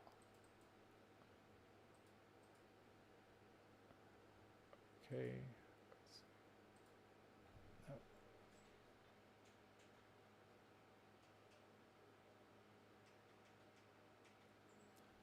All right, I'm redirecting a few things here.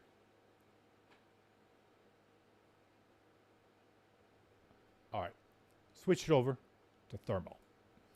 So this is the thermal fork camera. And again, it still looks like it's daytime, but it's not. And what we have here is we have 1, 2, 3 thermal cameras. Oops. Now we got shit fucked up here. Let's see this. Fix this. Yeah, isn't that cool? This NVR is a little bit newer. And it's drop and drag. So you can just, instead of like, what you had to do before with any other NVR, you have to unplug all those wires in the back. What you should do is label them and then plug them in. And if you don't, you have to unplug them, and this lets you do plug and play. So with this system here, I can click on anything and look at it. Now, this particular camera, I have it set on auto temperature, so it's reading 13 degrees down there and minus something at the top. The reason for this is if any UFO flies in front of this, I'm going to record the temperature of it. Above here is the same thing. This is for anybody who watches this channel, you know what's going on. So this is live. The time is wrong. This is actually 6:46, but for some reason there's time drift. Down here is my other dome camera. This is my windshield wiper camera. And this thing has 45 power zoom. So, I mean, this thing is it's about half of what a P900 has as far as the power that this thing can do. So, let's see. What do we got over here? We got a bunch of planets to look at tonight. Let's take a look. So yeah, this particular surveillance camera is so powerful that it can see 4 moons of Jupiter, which it's a good test because my other cameras can't.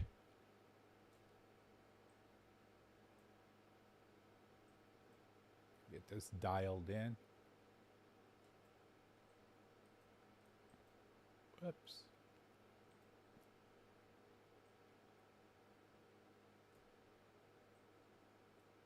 Just when you think that it has run out of zoom, it gives you some more. I mean, but I think we hit the digital.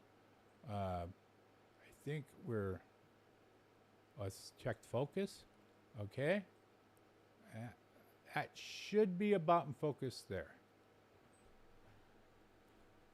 I haven't even looked at what goddamn planet we're looking at. But there's like an alignment or something going up tonight. I haven't even checked, but it's all over the news. Yeah, it's pneumatic. Yeah, I mean, I got a few other things here to go over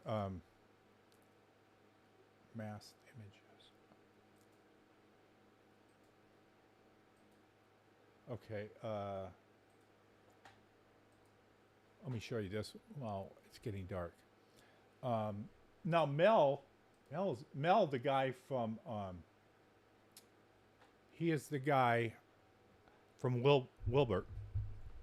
I don't know what his position there is, but he knows all about this stuff. Now, what we're looking at here is a diagram he sent me of the base plate.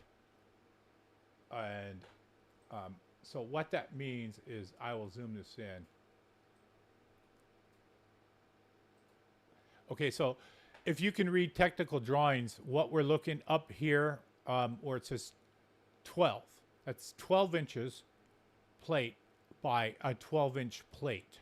This here is a side view. So when it says 0.05, that means half an inch thick. So what this is here that goes around is the drawing of the mast.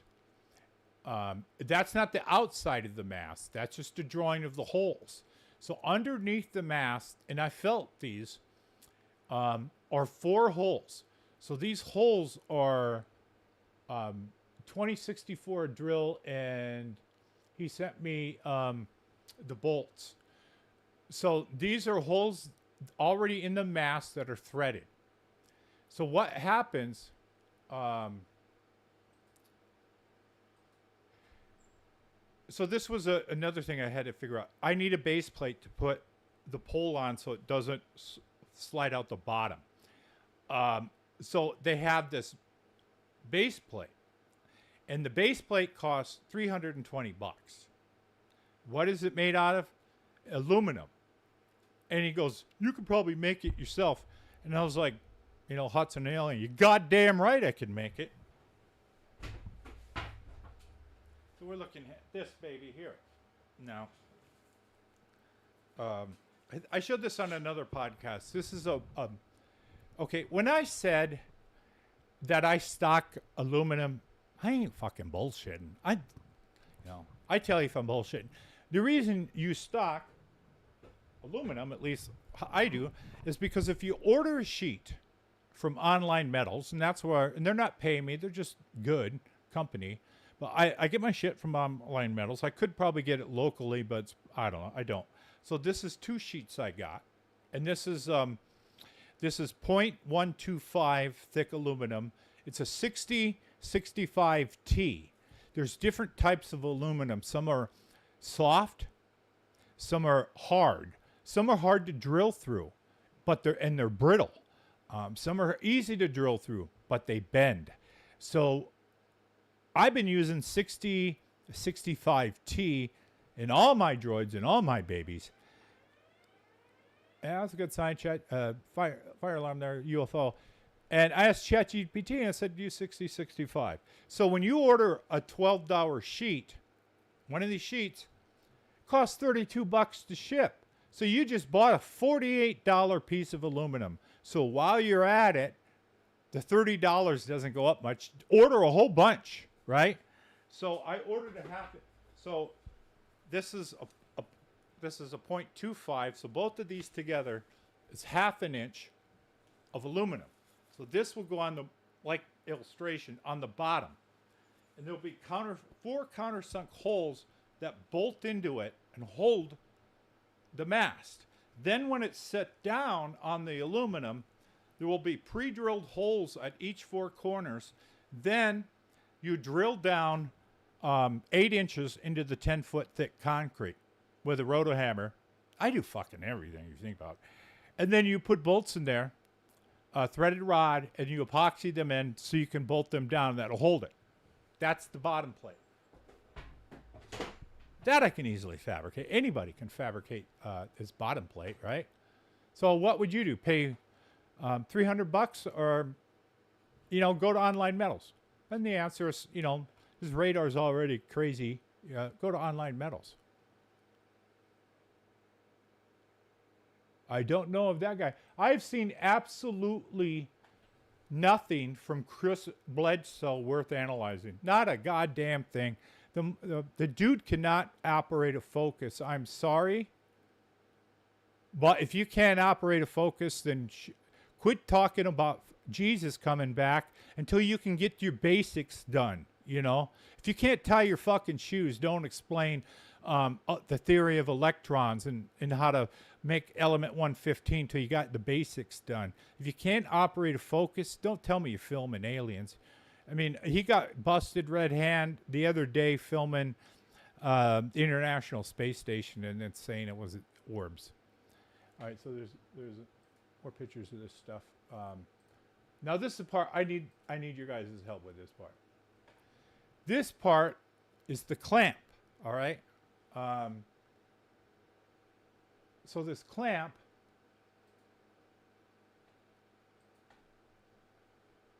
let me shrink this down just a tad. All right, this clamp I need some help with. This is the bolts around the mast. I need 2 of these. And then you could see the area where it would bolt onto a wall or something, right? That piece costs $1,300 each, and I need dose. So I'm not paying $1,300 for 2 of them. I'm going to have to get something else. So somewhere out there is an 11 1/4 inch clasp that can bolt to something. It's got to be from oil refinery. Like when I built the droid, we went to Home Depot and we went to hardware stores looking for parts to fabricate parts. So this is what my thinking of is this. I will find something else and I'll adapt it to the mast. So that's the next part. The air compressor part that somebody mentioned is a 3/8 part on the bottom. And you basically just put a brass fitting in there. And then you're going to want an outlet to bleed water. You're going to want an area to hook up something from any air compressor. You can do it with a bike pump. The gentleman, Mel, said it doesn't take much, even though this thing's heavy, to push these up. And I think he might be watching. I told him about this adventure, that I'm doing some crazy stuff, and you might want to see if it works, because it might tip over and kill somebody. I don't know. Probably not. But I'm in a rabbit hole pretty deep with ufology. Pink orb. I have never heard of a pink orb before. Uh-oh. Why are all these messages fucked up? I don't know. It looks like Tommy or something deleted a lot of messages. I don't know what happened in the chat.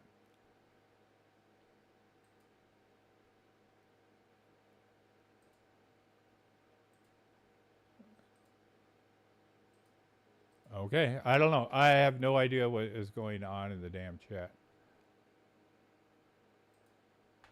My neighbor is gone. I think he's gone.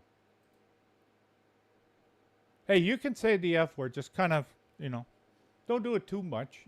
Take a little moderate. This isn't the Andrew Dice Clay show.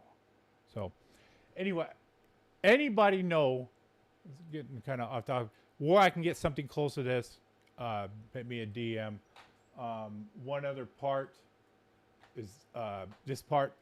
This is the actual specs of the custom mast I have. So, that's the mechanical drawing of it. Let's see, I got a little too many windows here.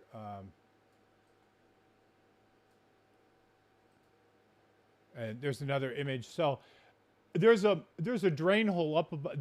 The thing is an 8 foot high. There's a drain hole at 5 foot, and that's where the thing stops. Just below it at this area, it only goes up. I think each section goes up 5 foot. And then it stops, and there's like 3 foot still inside. It doesn't go up to the point it would tip, like a car antenna. So there's quite a bit of beef inside of the object. Whoops, I got my NVR here. Let's kind of see where the planets are going. What in the hell is going on in the chat? Maybe some booze is going on, some alcohol. I don't know.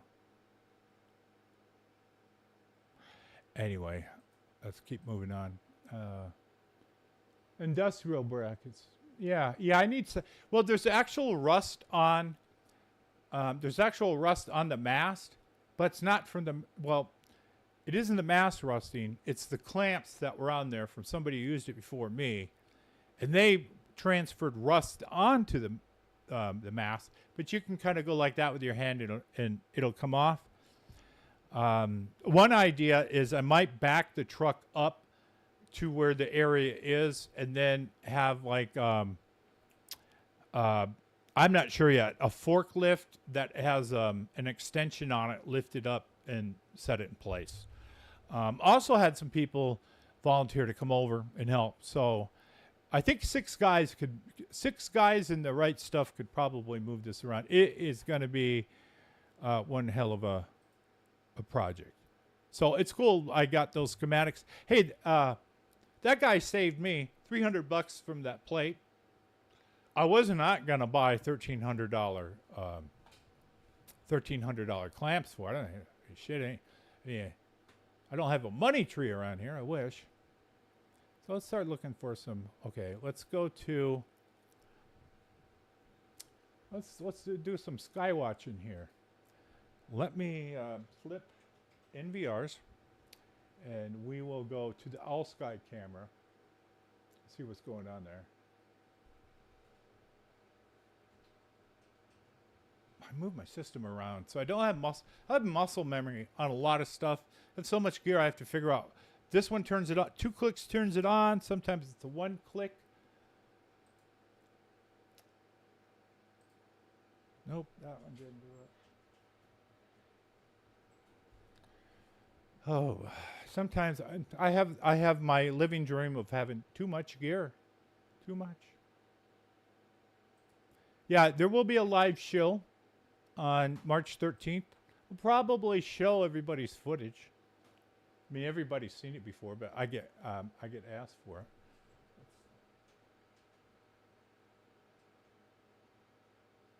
I'm trying to figure out which camera I want to use.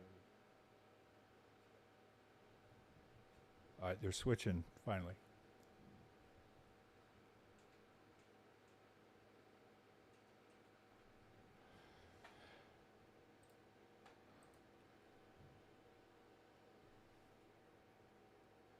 Yeah, the clamps I need are to go around the tube like this and then bolt it to the house, or a 4x4.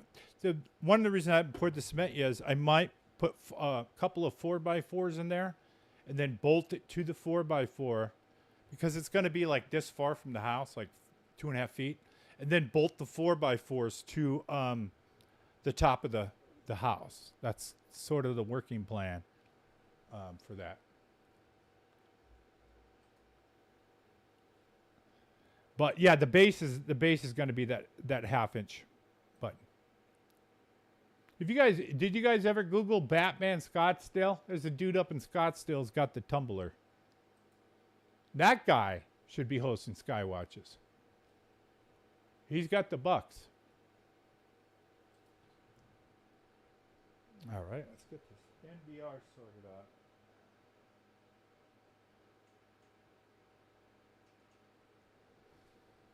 Now I only have 2, but I got 4 buttons. Okay, it's one of those 2.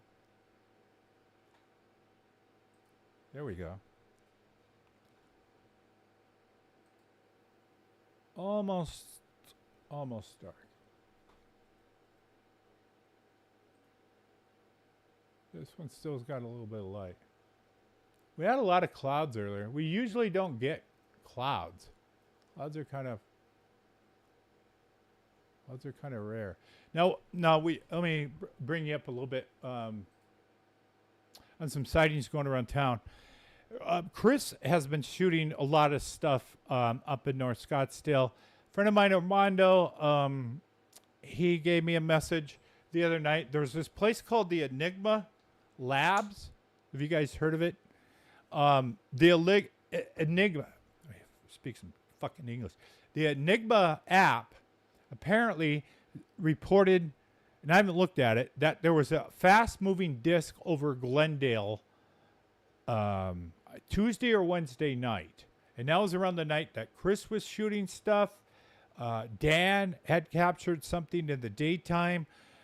So it seems like there's every other day somebody here is capturing something. So that's good. There's people out watching. There's people, and it's nice out, so people will be outside at night. Yeah, I painted that. He got a fresh coat of shiny paint the other day. Ace Hardware has the shiny paint. There's a button in the back. And then inside, this is actually, it's not fiberglass. Yeah, the lights do. All of these have light up eyes. But you can't wear that one. There's two different types of C3PO heads. There's the ones for the guys that eat meatloaf, and there's the ones for the guys that don't eat meatloaf. And that's it. The guys who actually put those suits on are real skinny dudes. You have to have a certain body type. You have to be 5'8" and about 150 pounds or less. If you're any taller or any bigger, you won't fit. That one is a radio control, a head for radio control. So another thing I have is I'm working on a radio controlled C3PO I started about 10 years ago. So I have the entire suit, which is really hard to get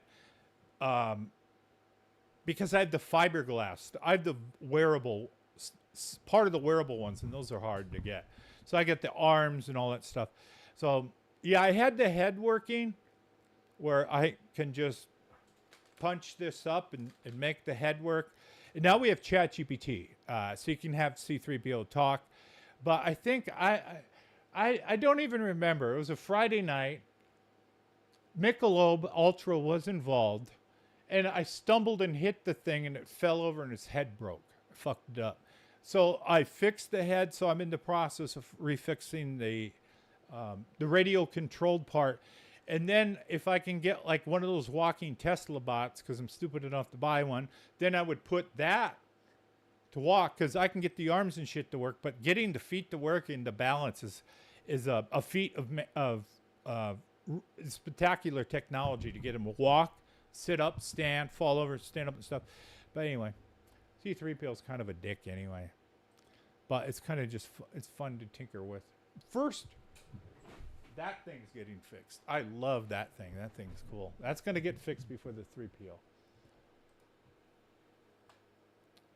So, let's see what we got on door number 2.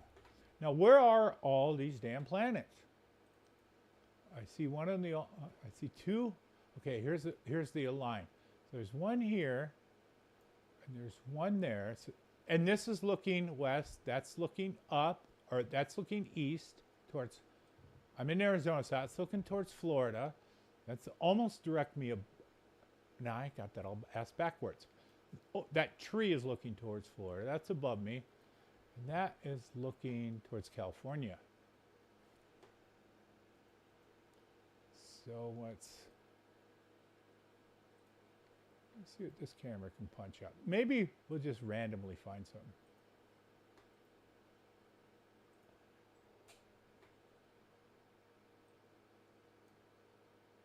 Oh, there's a bright one right there.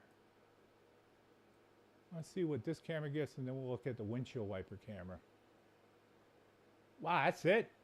Fuck, that's sad. This one has autofocus, and I can't do a goddamn thing about it. Looks like the Death Star just blew that place up, huh? All right. Now, let's get the 45 power camera on that and see what we got out of that. Yeah, there's what people do with the C3PO is there's a special place that does Adam Savage, the guy from Mythbusters, huge fan of most of the stuff I'm a fan of. He has a C3PO, and he had them chromed. So what you got to do is you got to get them really, really cleaned. I finally found which one's switcher. And then, shit. What's this? Satellite? We got something. All right, fuck. Let's go track that. It might be Elon Musk. Satellite. Or it could be space station. Let's see how good my tracking powers are. There it goes. That time we picked up something. We have something going across the screen. There it goes. See, you have to do a bit of predictions, and you have to know your gear pretty good to figure out where stuff is going. So far, it's most likely satellite is going in the same direction. Now, if we got some egg summoners out there, I still see it. I'm out looking at a little screen. If I was watching this on my 55-inch, I would really get that guy going. You have to predict the kind of where they're going to go. And a lot of times when we're sky watching, we just see these things stop. I mean, we see them do this and then we see them stop. But I want to get that on tape. But if I do, that'd just be UFO number 55 or some shit like that. Okay, so let's go back on. This is what the other camera was looking at. Starlink. Skywatching is just going to be a freaking mess before long because of all this stuff. There's a channel I want to tell you guys about. I got to look them up. It's a 4K Skywatching channel. All right. The guy is a bitchin' camera, and he just films the stars. And he's got over, I think, 100 or 200,000 subscribers that watch it. And he films stuff that, he films the ones that stop. He has these videos. He has some really good videos that he accidentally, I think he's an astronomer that's becoming a ufologist. He's got some really good captures of when he's sky watching, and he's got a really good, like, this camera is like overexposed. But his camera will show like 1 billion, I don't even know where he's located. He's got like 1 billion stars. And I've only skimmed through a couple of his videos, but he'll show what's this thing? And it'll show something flashing up there. And it'll move a little bit, and it'll just stop and hover flashing. And we're talking, this stuff is deep space.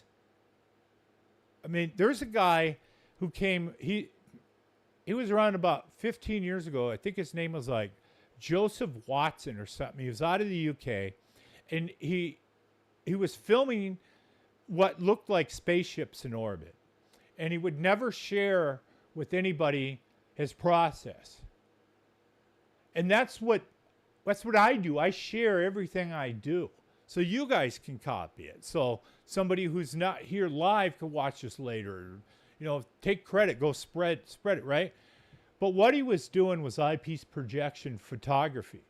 So what that means is he had a telescope set up.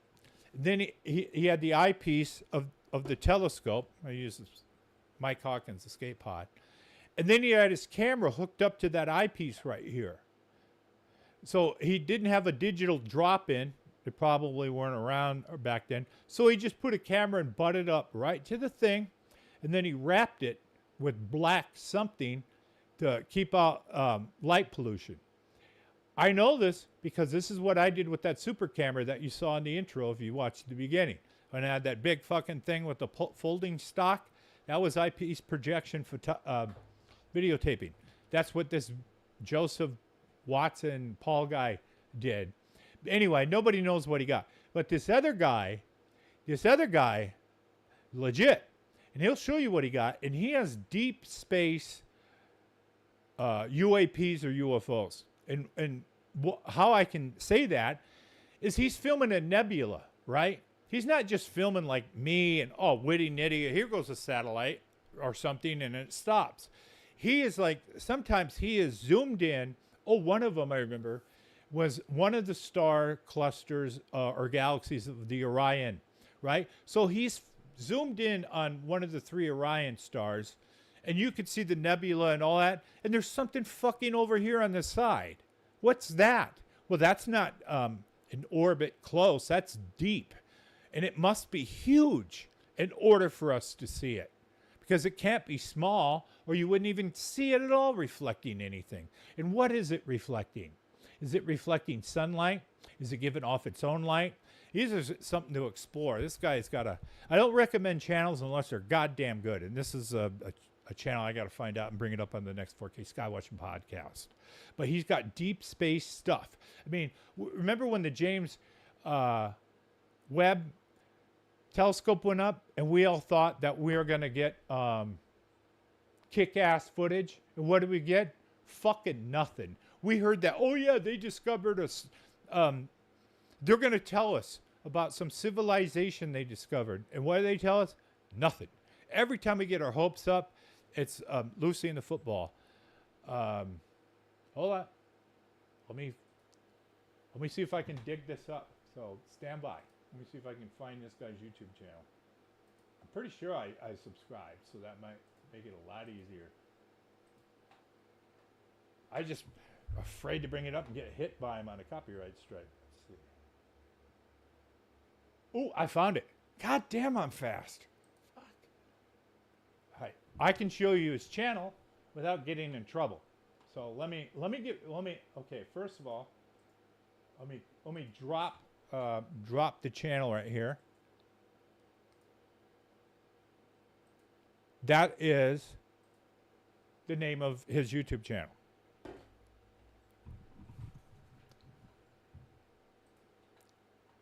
And did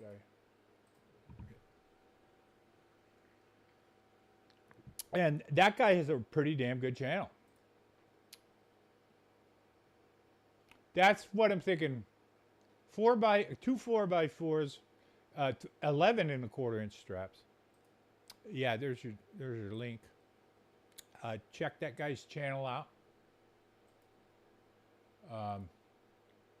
He's got some deep space UFOs on there. Let me bring it up real quick.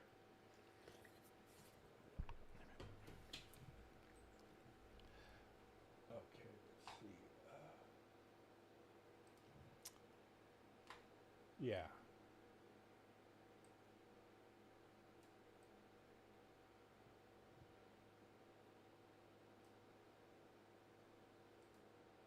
All right, so this is the scanner guy, and let's see. He's got some. I don't want to click on it and get hit.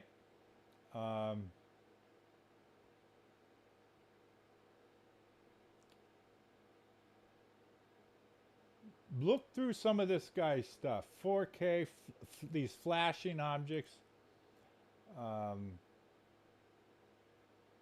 This guy, I need to go through his videos, man. He's got a lot of good stuff. He looks like he's got some psionics there. He has another good 4K Skywatcher out there. I just came across. Let's see what he's got for videos.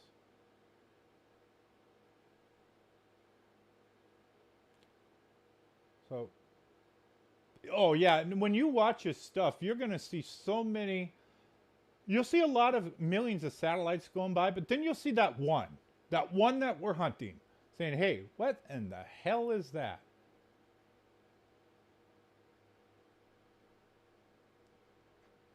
I wonder if he's got a radar mass.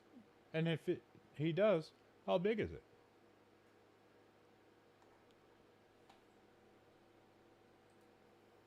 So yeah, check that guy's channel out.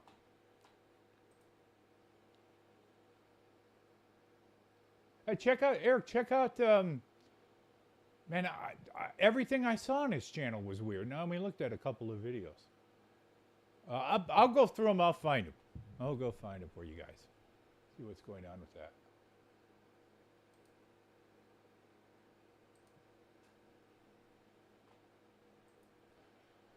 All right, it's getting hot in this house.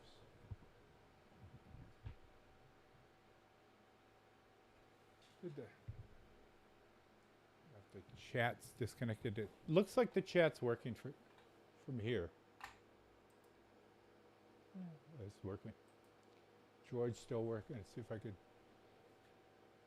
my arm over here and go into another dimension. Steal this water from you.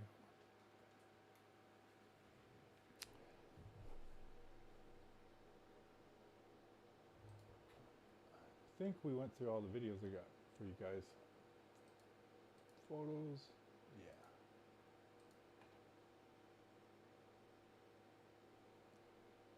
I'm going to bring the NVR up again.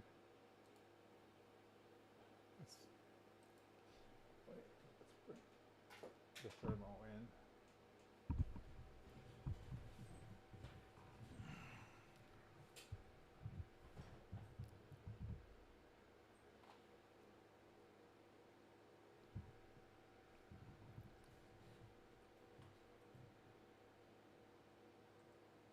I haven't seen anything weird on the thermal, but I also haven't been able to spend a lot of time doing this. All right, I'm going to see if I can pull up a photo thing again. AI photo, and see if that comes up. I doubt it, though.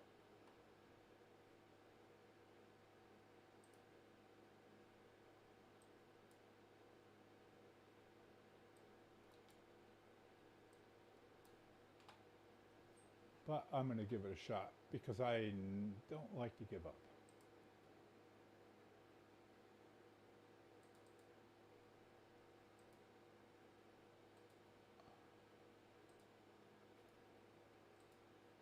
What do you know?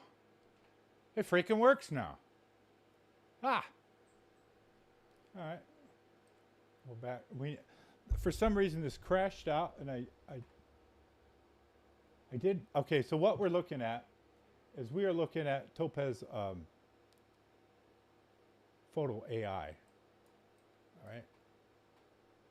I think we are. Yeah. So this was the one that wouldn't work earlier. And what I'm finding on this is these preserved text is kind of like the face thing. It doesn't really do that much. I mean, and then I'm not too much of an expert on it.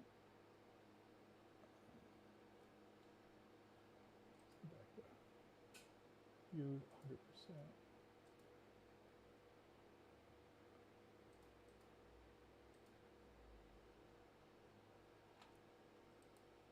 All right, now that that's working.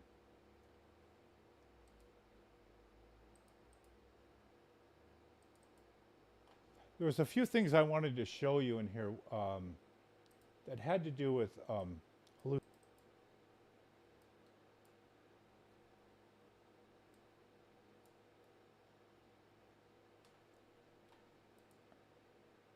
what in the hell?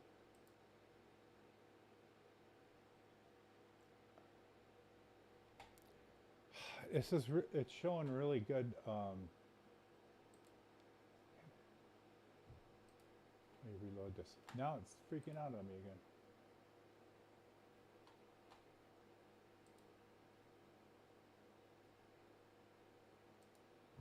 Try and see if I can get this all fixed up. Very strange. I've never seen anything behave like that before. I don't even know how they could do this.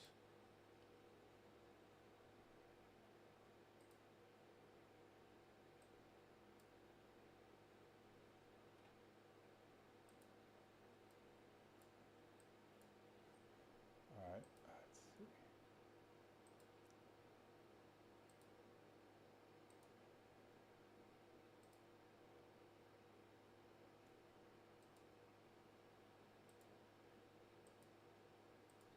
No, I ain't gonna do it. All right, I'll keep at this. I'll get this in a second.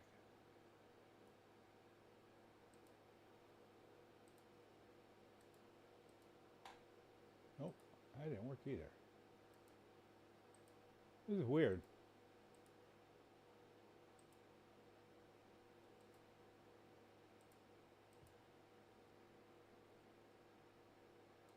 It works until I drop something in it, and then it kind of like freaks out.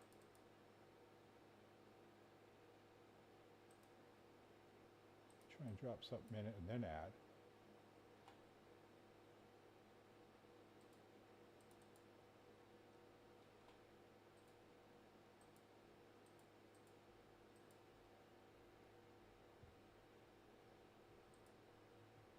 No, that didn't work either. Weird.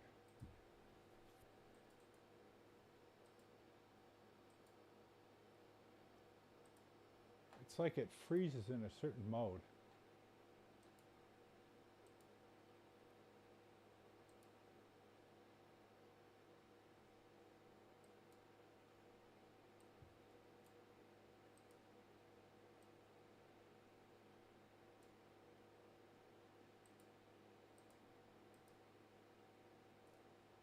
I'm at a loss of how this is even possible.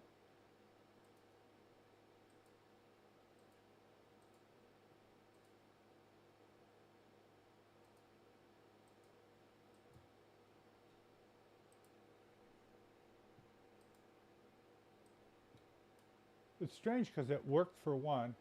I think what's going on is they have some kind of if you ever done any Visual C++ programming, I think they have a floating window or something along those lines that's doing this. I can't figure out how they're able to even do that at all.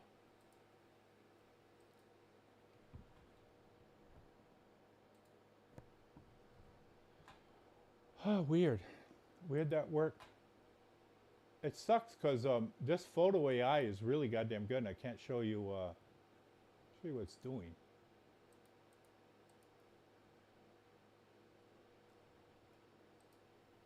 Let's see what we got on that thermal.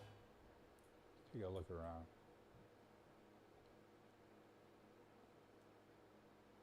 Did anybody, you guys go outside and see anything cool with your planets? Is it lined up?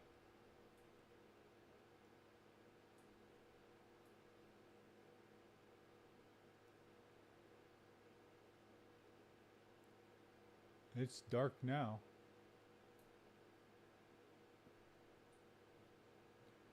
Let's see if there's any. See if there, notice that it cannot see those planets on thermal. Thermal is limited, this type anyway, to about 30,000 feet or a few miles.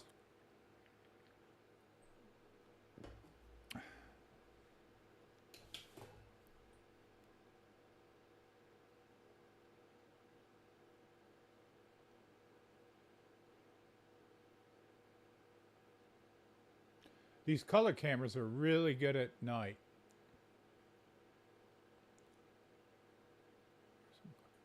Oh, interesting. You could see clouds in thermal here.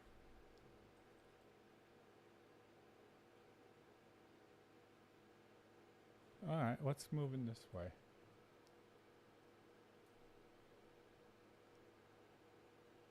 You guys see that? See this? Got a plane moving.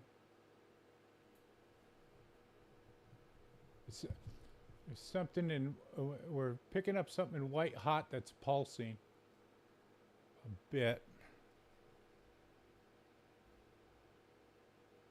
It's moving like an airplane.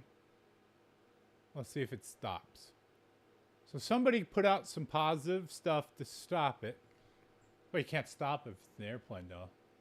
Probably an airplane. But that's why you skywatch, because you never know if it's not.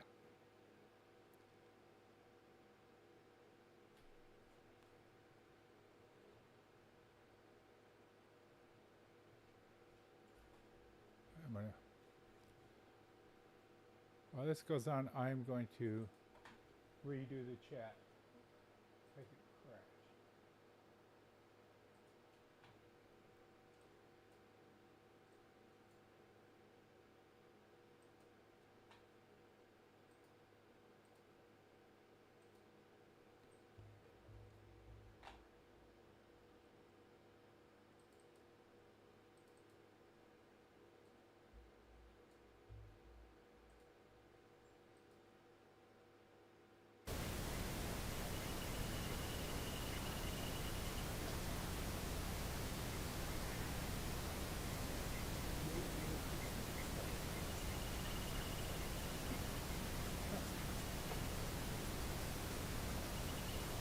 son wants to do something.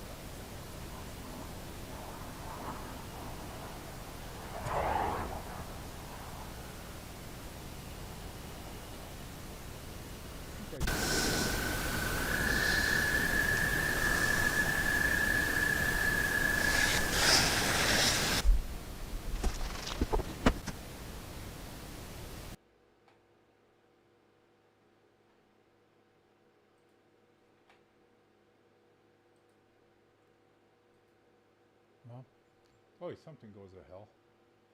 All right, let me see if I can get.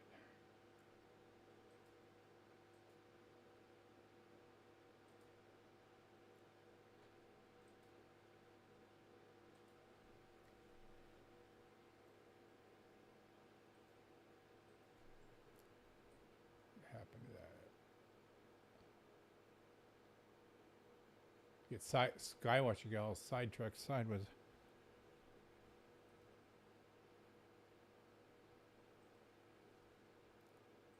Haven't had time to even mess with the damn UFO app. I got so many things I have to figure out. Whoa, mess with this one for a little while and see if this thing's running.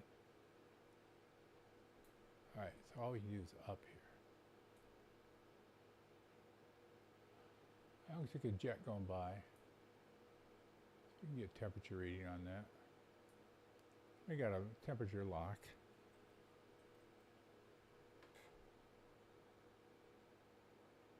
You know, it's 10 degrees up there in that jet. Yeah. It's cold up there.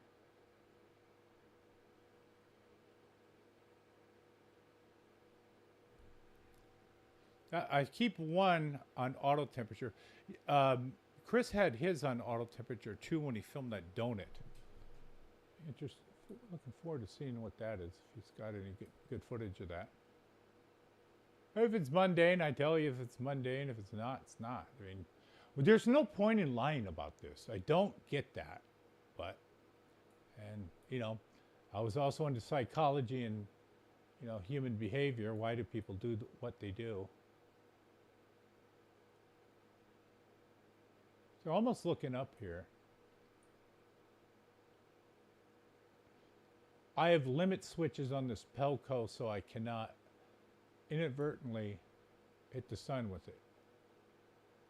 As that would, somebody on the UFO Discord did that, and it put streaks through their permanent streaks through your. I don't know what that was. I mean, unless it does something really freaky, I just kind of, you know, let it go.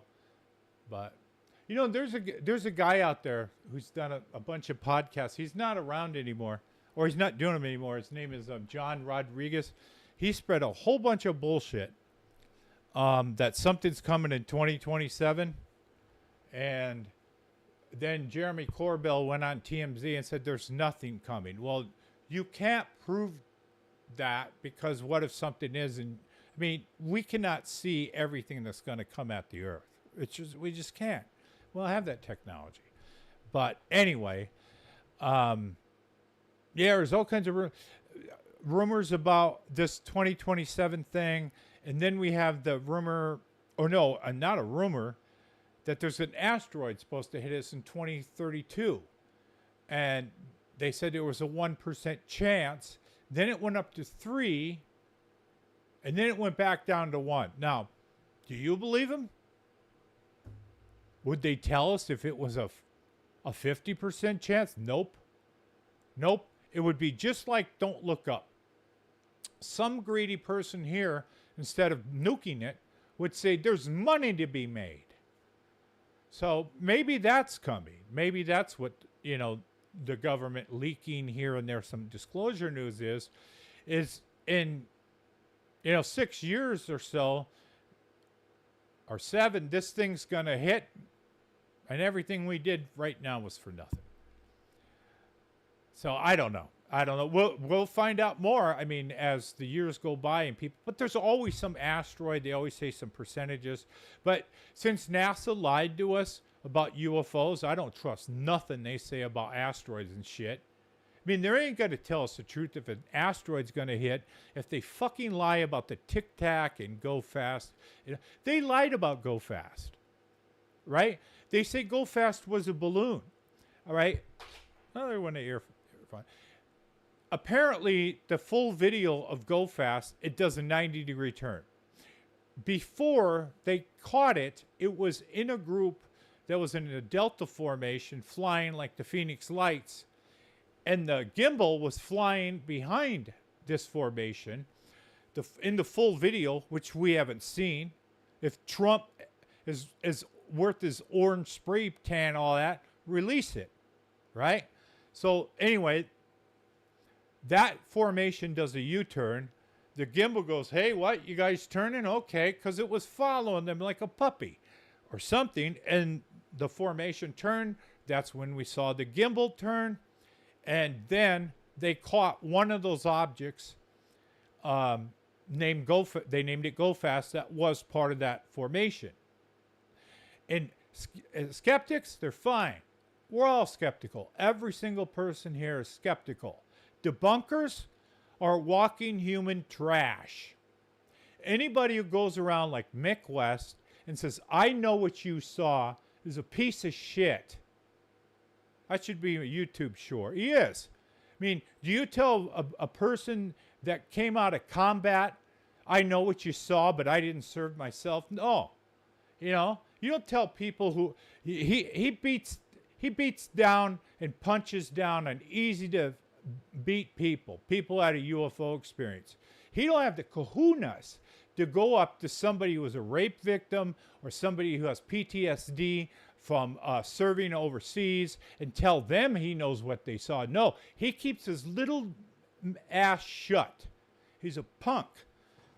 The man accepted the Phil Klass Award, right? Phil Klass is a guy who went to employers to get you fired. He's huge scum, monumental scum. I don't know where he's buried, because if we knew, somebody would line up to piss on that guy's grave. But Mick West happily takes that guy's award. He's shit. And people say, well, you got to be nice to Mick. Mick West and his cult harass Bob Lazar. They call his work. They try to get him kicked out of his business. They go after your livelihood. And Mick West is the only one who uses his real name. All those other trolls, they don't have the balls to do it. They just hide behind throwaway email accounts. They're all over Twitter. They're all over Reddit. They're all over social media. They run Wikipedia. They don't do anything. They're armchair researchers. So, yeah, NASA's not going to tell us the truth about Go Fast, which is not a balloon. What? There's balloons just floating 100 miles off the seaboard? No. You know, certain balloons pop at 8,700 feet. Scientific tests on that. And they think the gimbal was just some jet taking off in a distance. Their radar picks all that up. They know if they can shoot. They would shoot down a friendly? No, these pilots aren't stupid. I'm sick and tired of them saying everybody in the military is stupid. There's some dumb guys in the military, but they ain't flying around at Super Hornets. There's a rant for you.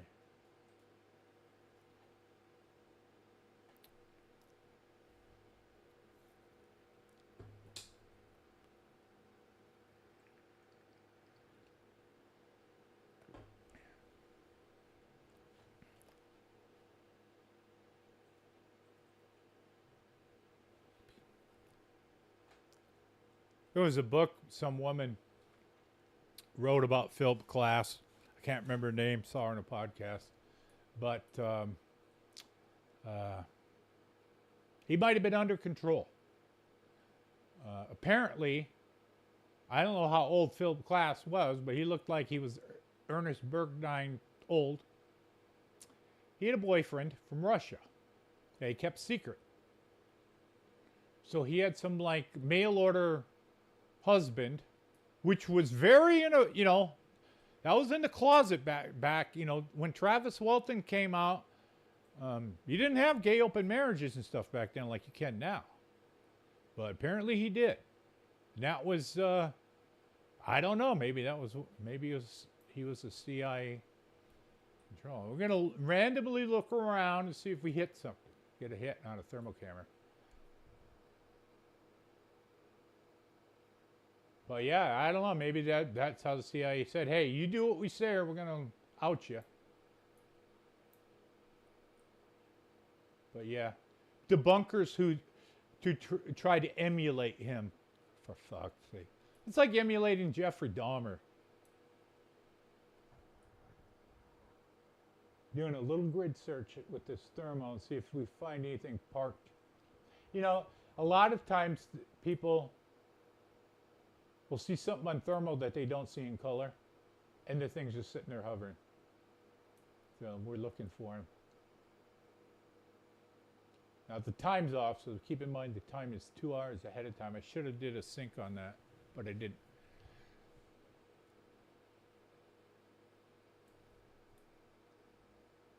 Let me go over here. See what's up here.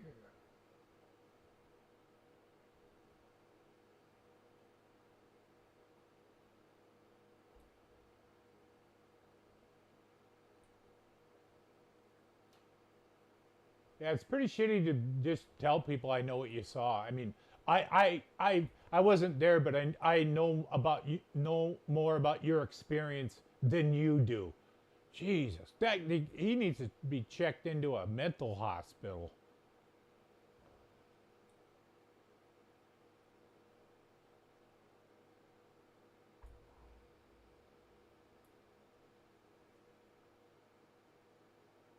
Oh, there's an interesting. There's nothing directly above us.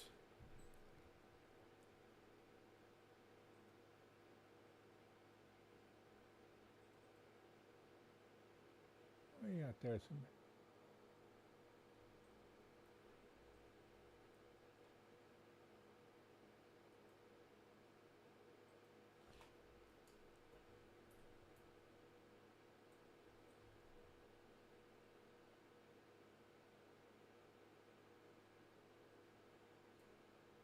See if I can pick up that jet.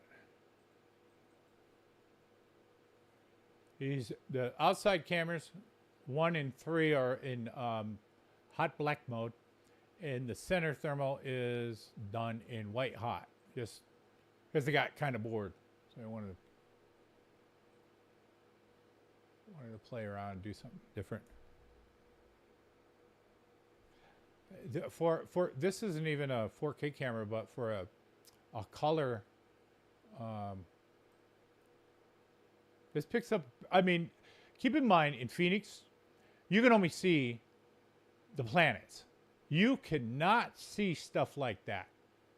You can't really. You might see the Big Dipper, but yeah, there's so much light pollution here. You can't see anything really. So for these cameras to pick up that many stars is pretty amazing. I mean, they just got really good low light on them. And they're not designed for this. These cameras are COVID cameras. They sold these in mass because they were able to, within 1 degree accuracy, read temperature. So they would put on auto temperature, like I do on this camera, and they would shoot these at a crowd, and anybody who had a 100-degree temperature was then singled out in China and pulled to the side and said, you may have COVID.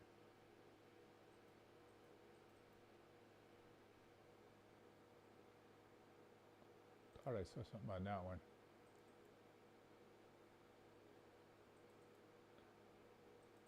These cameras all record into an NVR, so if something happens, I got a month to grab this off the camera until it gets overridden.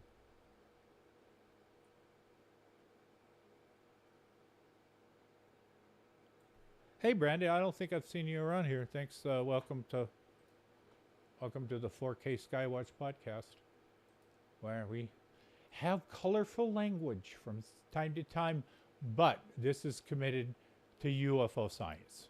We are here to study, as a group, the phenomenon, the good, bad, and the ugly. Sometimes we forge ahead with discoveries. We learn things. Currently using 3 different cosmic watches and a digital Geiger counter. And if you're just new to the channel, also using marine radar. This is a system that you would have on a boat, but I have purchased it. It is going to go on a news van style mast that'll go up 42 feet in the air and raise the radar above the tree level and above the city street lights. And going to be using UFOs to track radar. What? I said that. Goddamn dyslexic. We're going to use radar to track UFOs, not UFOs to track radar. Fuck. Got it right. All right. This will be interesting if I can get something on here and on radar. I read something that somebody had got something on radar. I went to this week. I don't know if you guys seen it, ufology. I went to go look at it. I couldn't find any details like what kind of radar did you use, because like municipal radar that we have at the airports, I think it uses microwave or something. Most of them all kind of work off the same, and I'm not a radar expert, so I'm just kind of ad-libbing here, but they basically send out a signal, and then when that signal comes back, it measures the time it took for the signal to come back to bounce. And then they figure out how far away it is, and the technology then places it on a screen. It goes around again, and it's in different locations, so it shows it moved. So that's kind of it in a nutshell. The two Tedesco brothers, I talked to them on the phone once. They're using radar too. Well, I didn't get what type. I think they're using police radar, the speed guns that you have. And you have to be careful with that because a lot of cops had testicle cancer for it. So you had to keep in mind that when you're using gear like this, safety is always your first thing you want to think about. Make sure you read the manuals on this. Does this, is there a distance you need to be away from it? Because us guys, we don't read manuals, and we don't go to the hospital until we're bleeding out. So read these manuals. So I don't know what they're using, but they did tell me that they saw anomalies, that they would have something on film. They would shoot the radar on it, but the return was weird. And I said, what do you mean? And he said the return would take a long time, or it would be out of normal order. So say you're shooting a target out sea, because they watch the sea. They're from Long Island, and you shoot something, and the return is 3 seconds. And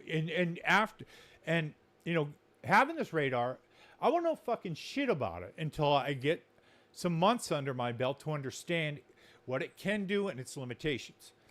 So after you learn that and you get used to it like they have, then when you get a weird return, you go, wait a minute. So they were saying something like, I'm trying to remember, the return was sent back at the inappropriate time.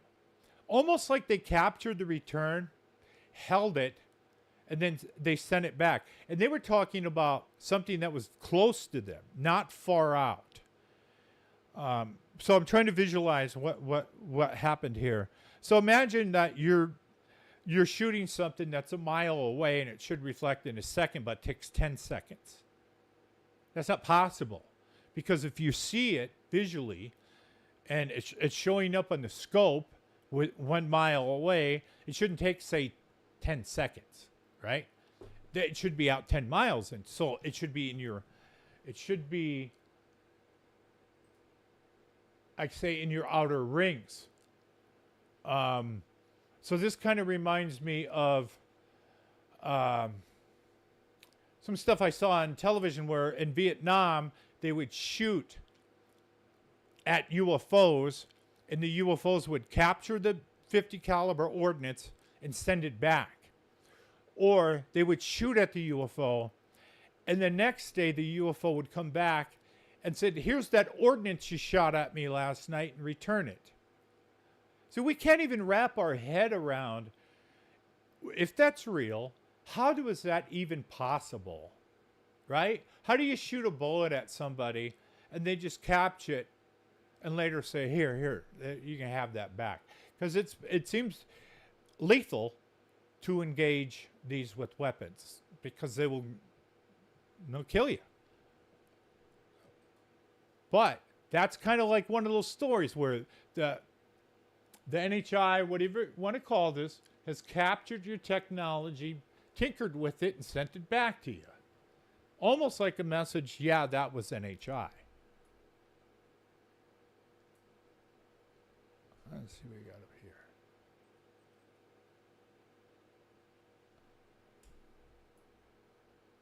You know, it's pretty much fishing. I mean, this is, you know, pretty much like when you go out fishing and you just sit there in a boat and you drink a beer and you wait for a bite. And you wait and you wait and you wait. And that's what I don't have my UFODAP on now, but that's what UFODAP is good for, because it looks at all this. And it waits for something to change in the image, and it analyzes it, and it dumps it if it's, you know, a bug sometimes, or if it's a normal object. But if it's something that you think is interesting, it'll automatically capture it. You know what? Fuck. I can bring that up while I'm bullshitting here and see. Let's bring her up. Bring up the system. Take a minute for it to activate.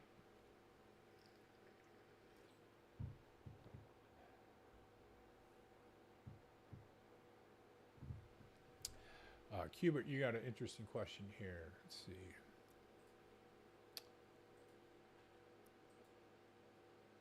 Figure out the heading of the camera angle on the Dahoo camera display of mine.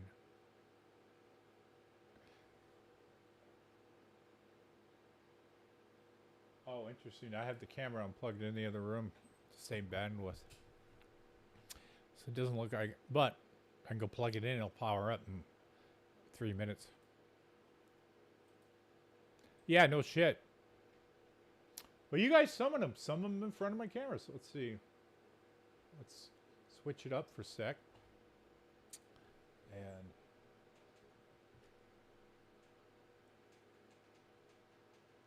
we'll move over to NVR2, and then I'll power up the UFODAP. All right.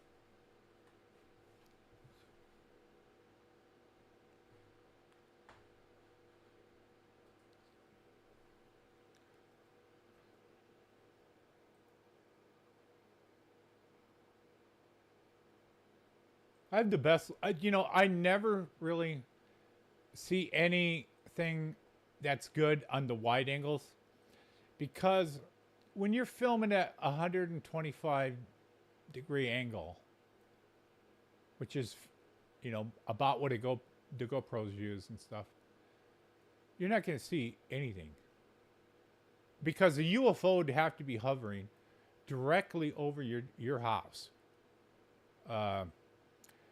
I've never seen, I mean, I was looking through the best footage for AI, and I've never seen anything shot on a GoPro that's worth a damn. Let me go power up that UFODAP camera.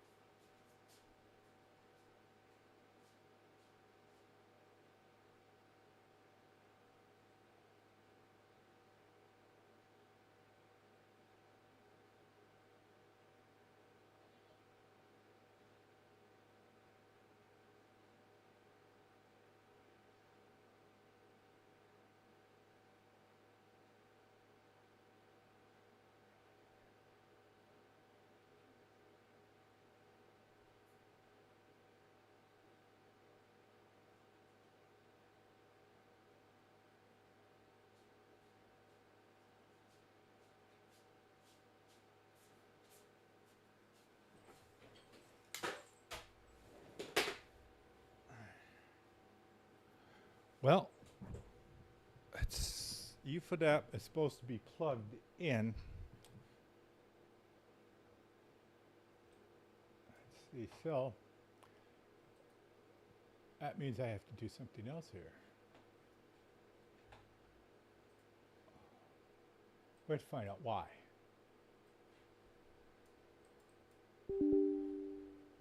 So to do that, there's a system.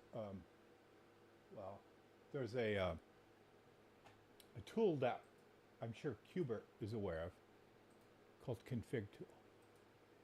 Oh wow, something flew by that. Or no, that's me moving here. The fuck happened?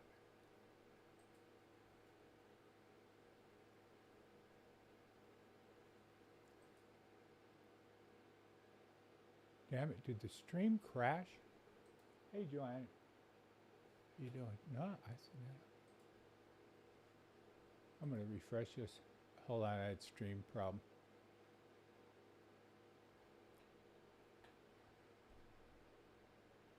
All right, it's back. The chat's still working. I'm gonna redo the chat, and then we're gonna find out what happened to the UFODAP system live. See, it crapped out. It's plugged in, so but troubleshooting, you have to open up this tool I'm going to show you in a second.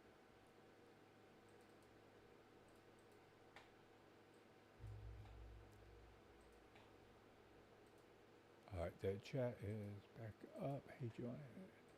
Config tool. Yeah, that's what I got open. Let's see. So what I want to do is see if I can get that in the window, since I can't believe that. Yeah, it comes around. I can't believe that somehow Topaz is a thing, so I can't show it live. Let's show you guys this.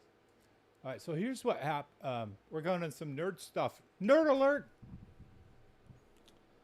Nerd alert.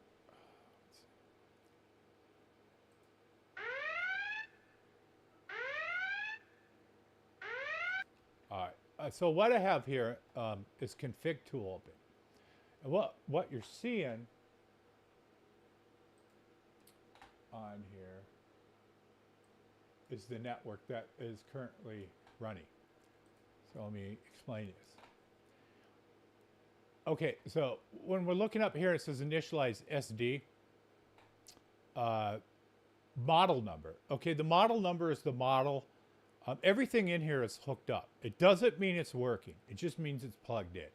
So DHSD6L445GB is the model number of the windshield wiper camera that has 45 power zoom. Now, this is the IP address 192.168.1.200. I assigned it that IP address.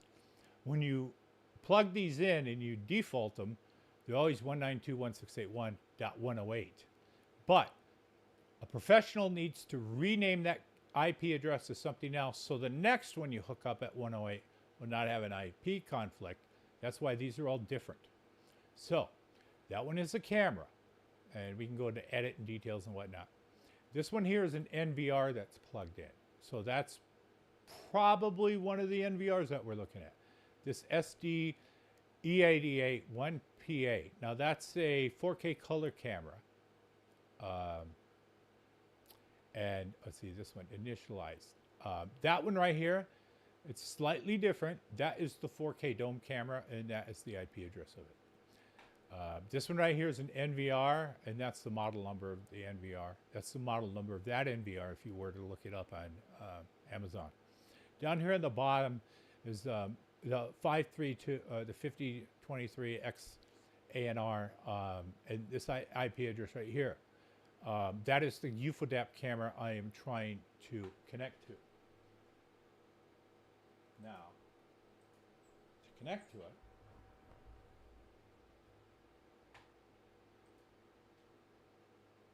I'm going to show you that. So, we're troubleshooting this right now. Line low. Let me see how's this. I have it maxed out. I kind of got to be close. Sorry about that. if I go through this other thing called banana voice meter banana, I can jack it a little higher, but that kind of can go screwy with me. So let me move this capture window over to the login. All right. Now, whoops, I got to. That's a little too big. Let me move this capture window. I think went to 6 freaking K on me. You know what? I'm going to throw that in the trash and do a new one. All right, so I'm going to show you logging in. I know Qbert knows what this is. All right, there we go. All right, so we are going to log into the camera now. And what I'm doing is, if you look at the top, 192.168.1.195, that is the IP address of the camera.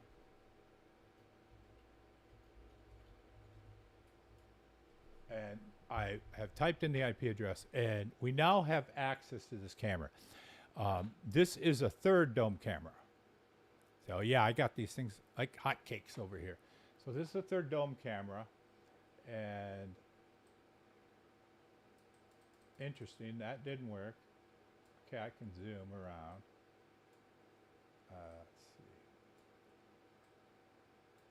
Let's see. I had some problems where I could not go down. Let's see if down works. That works. It would not go down all the way. The motor started going. This is a new camera. This is a brand new camera. The motor, when it would go down to there. It'd stop. I'm like, what the hell? This camera's brand new. And then when it goes straight up, and when it goes up, they have to do an auto turn. So when it go up, the motor started going. I'm like, man, this camera's brand new. Ron Olch, the Obi-Wan Kenobi of UFODAP, would be freaking pissed if hey Ron, the new one's broke too, man. All I do is,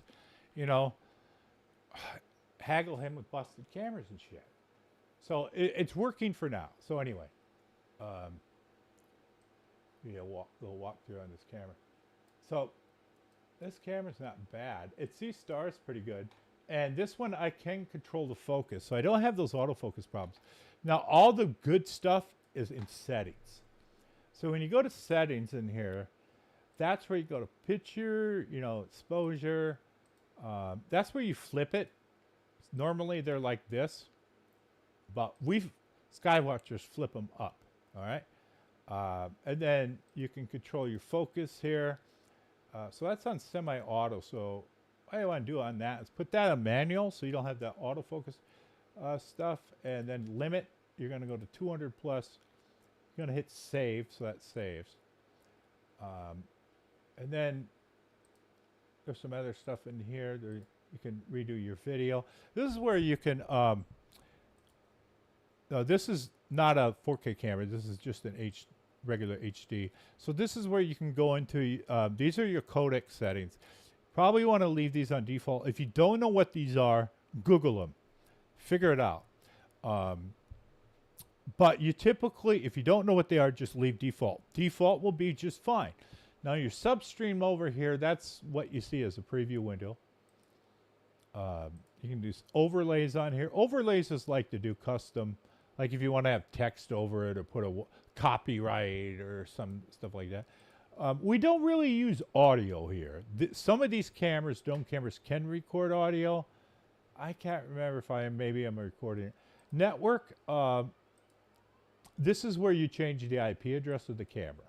So if I wanted to change the IP address, I would just type it in here and hit save. Then this will be changed, so you have to change that. And this is where your ports and stuff are. Most of this stuff you're never ever going to deal with. That's if you need DNS. DNS is dynamic name server. I have no idea what the hell that does. Never use that. Most of this, if you click on it, you're going to get in trouble. So stay out of there. PTZ, I don't mess with that. Storage. Now these cameras do not save, that I found, to the hard drive. In order to save to the hard drive, unless Qbert knows more, you have to put an SD card in here. Here's time and date. So this is, see it says 8, so this is right. But the other ones are off. Or just hit sync with the PC, hit save, and then you fix your time and date. And yeah, I don't know, put these on Arizona. Doesn't always work though. They still have time drift. Upgrade, there's no need to go in there. So that's pretty, there is no playback because there's nothing to record. It only goes to the SD card. So you cannot record to your hard drive. You must put an SD card in here. File type is a DAV. DAV files are very difficult to work with. The alarm system is if you want to put the alarm on for, let's see, track. It's in focus. Let's see how good of a zoom this has. This has a 32 power zoom. So it's not bad. Now this one should work with UFODAP. Now that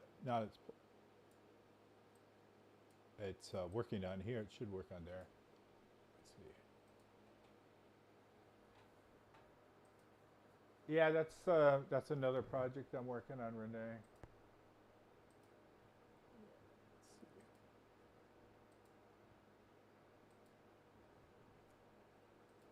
If I ever get that C3PO done.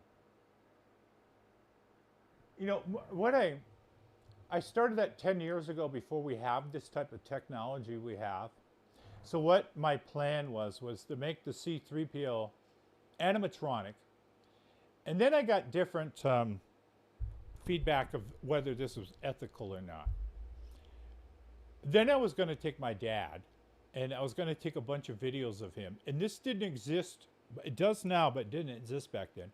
And I was going to feed his voice into a system that it would, every time I have his voice would be fed into here. I don't have very much of my mom, but it would be able, the theory is it'd be able to replicate his voice. And then I would, with pictures of him,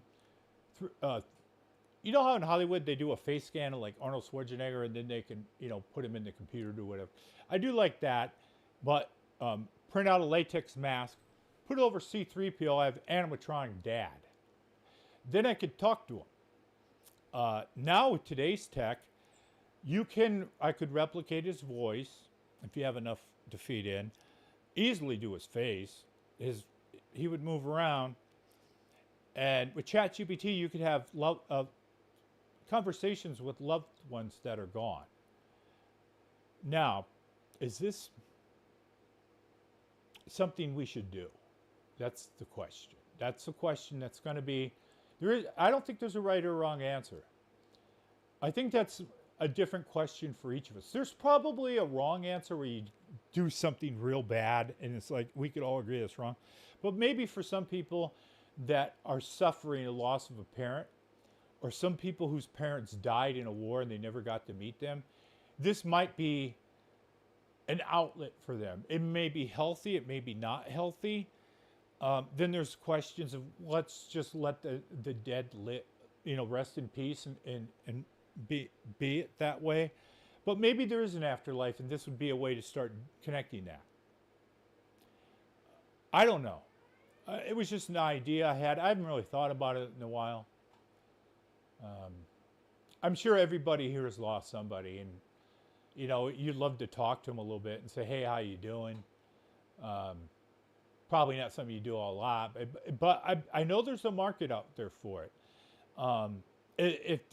This doesn't exist yet, but it will, and somebody will make something that you feed in things that you know, videotape clips and all that, and it'll make all this. It might not make an animatronic 3D version. It'll make something on the television screen to talk to you. But I'm sure that's coming, and it'll be owned by a billionaire. Where do you live, Joanne? No light pollution? It must not be a major city. Yeah, you know, I have a full-size C3PO that works, and or R2, two of them, and I never thought I'd see that technology. And when I built them, what was it, 15 years ago? I said, we'll never get C3PO working because nobody can figure out how to get the thing to walk. The walking part's the hardest part. And looks like that's been solved. So we will be seeing C3POs, stuff like that in the future. There's no doubt. And if they could make, one thing would be cool is if we can actually pay $10,000, $20,000 to have an actual humanoid robot, mow the lawn, do the dishes, cook, do all the construction work, pick up the mast, put it in place, pour the fucking 4,000 foot concrete pad, and do all that shit. That'd be cool. But at the same time, that'd take all of our jobs and put us out of work. Right?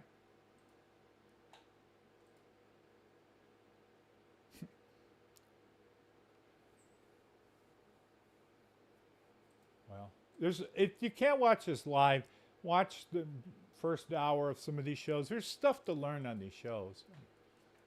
Okay, so now this camera's up and running. The next part is to ask UFODAP to turn on. So we're going to see if that works.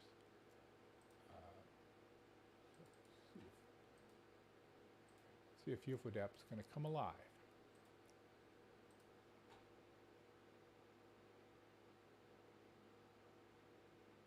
Very strange. For some reason, it says that camera doesn't work. And if the camera doesn't work, it won't let you communicate with it.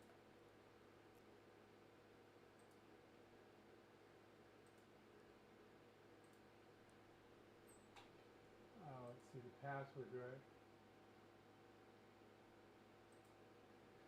Cuba, do you run into this? What the hell happened? I got a black screen. Cuba, do you run into this stuff where UFODAP just doesn't work? And it should? I don't get it sometimes.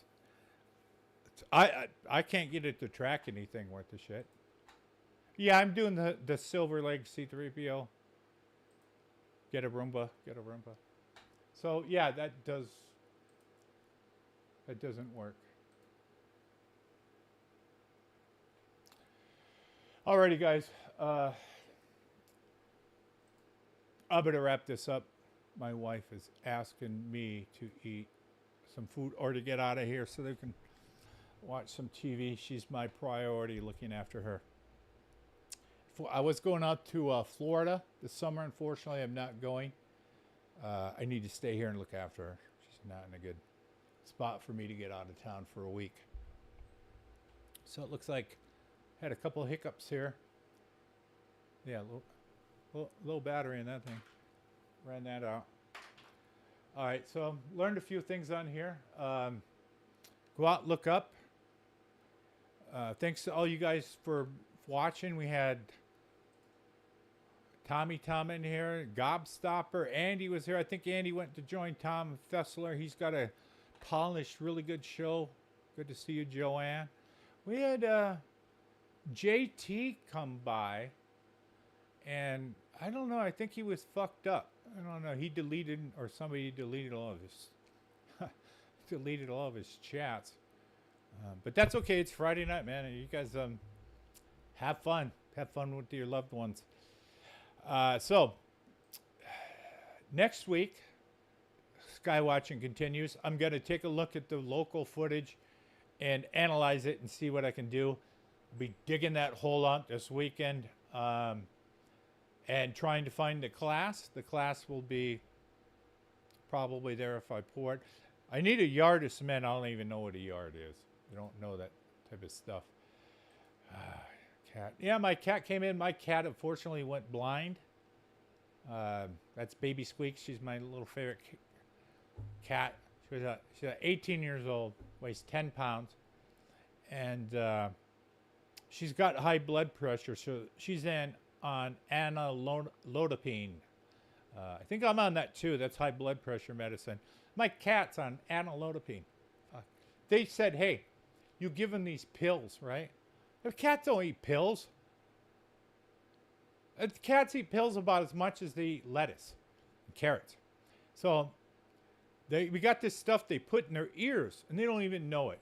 So it's just like pen that like you turn, and then a little bit of liquid comes out. And you put it in the ear, and it goes in the ear, and it lowers the blood pressure.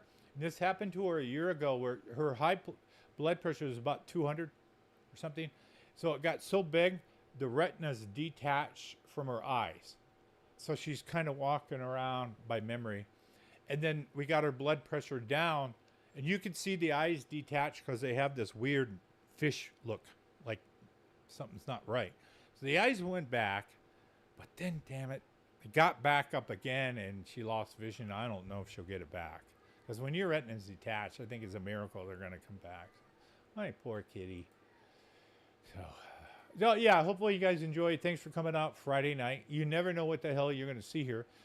Yeah, there's disclosure tonight. Go over to Thomas Fessler. He's probably on there with Disclosure Mike. Maybe Rick Doty. He's a nice guy. And he's got a fucking cool crew over there.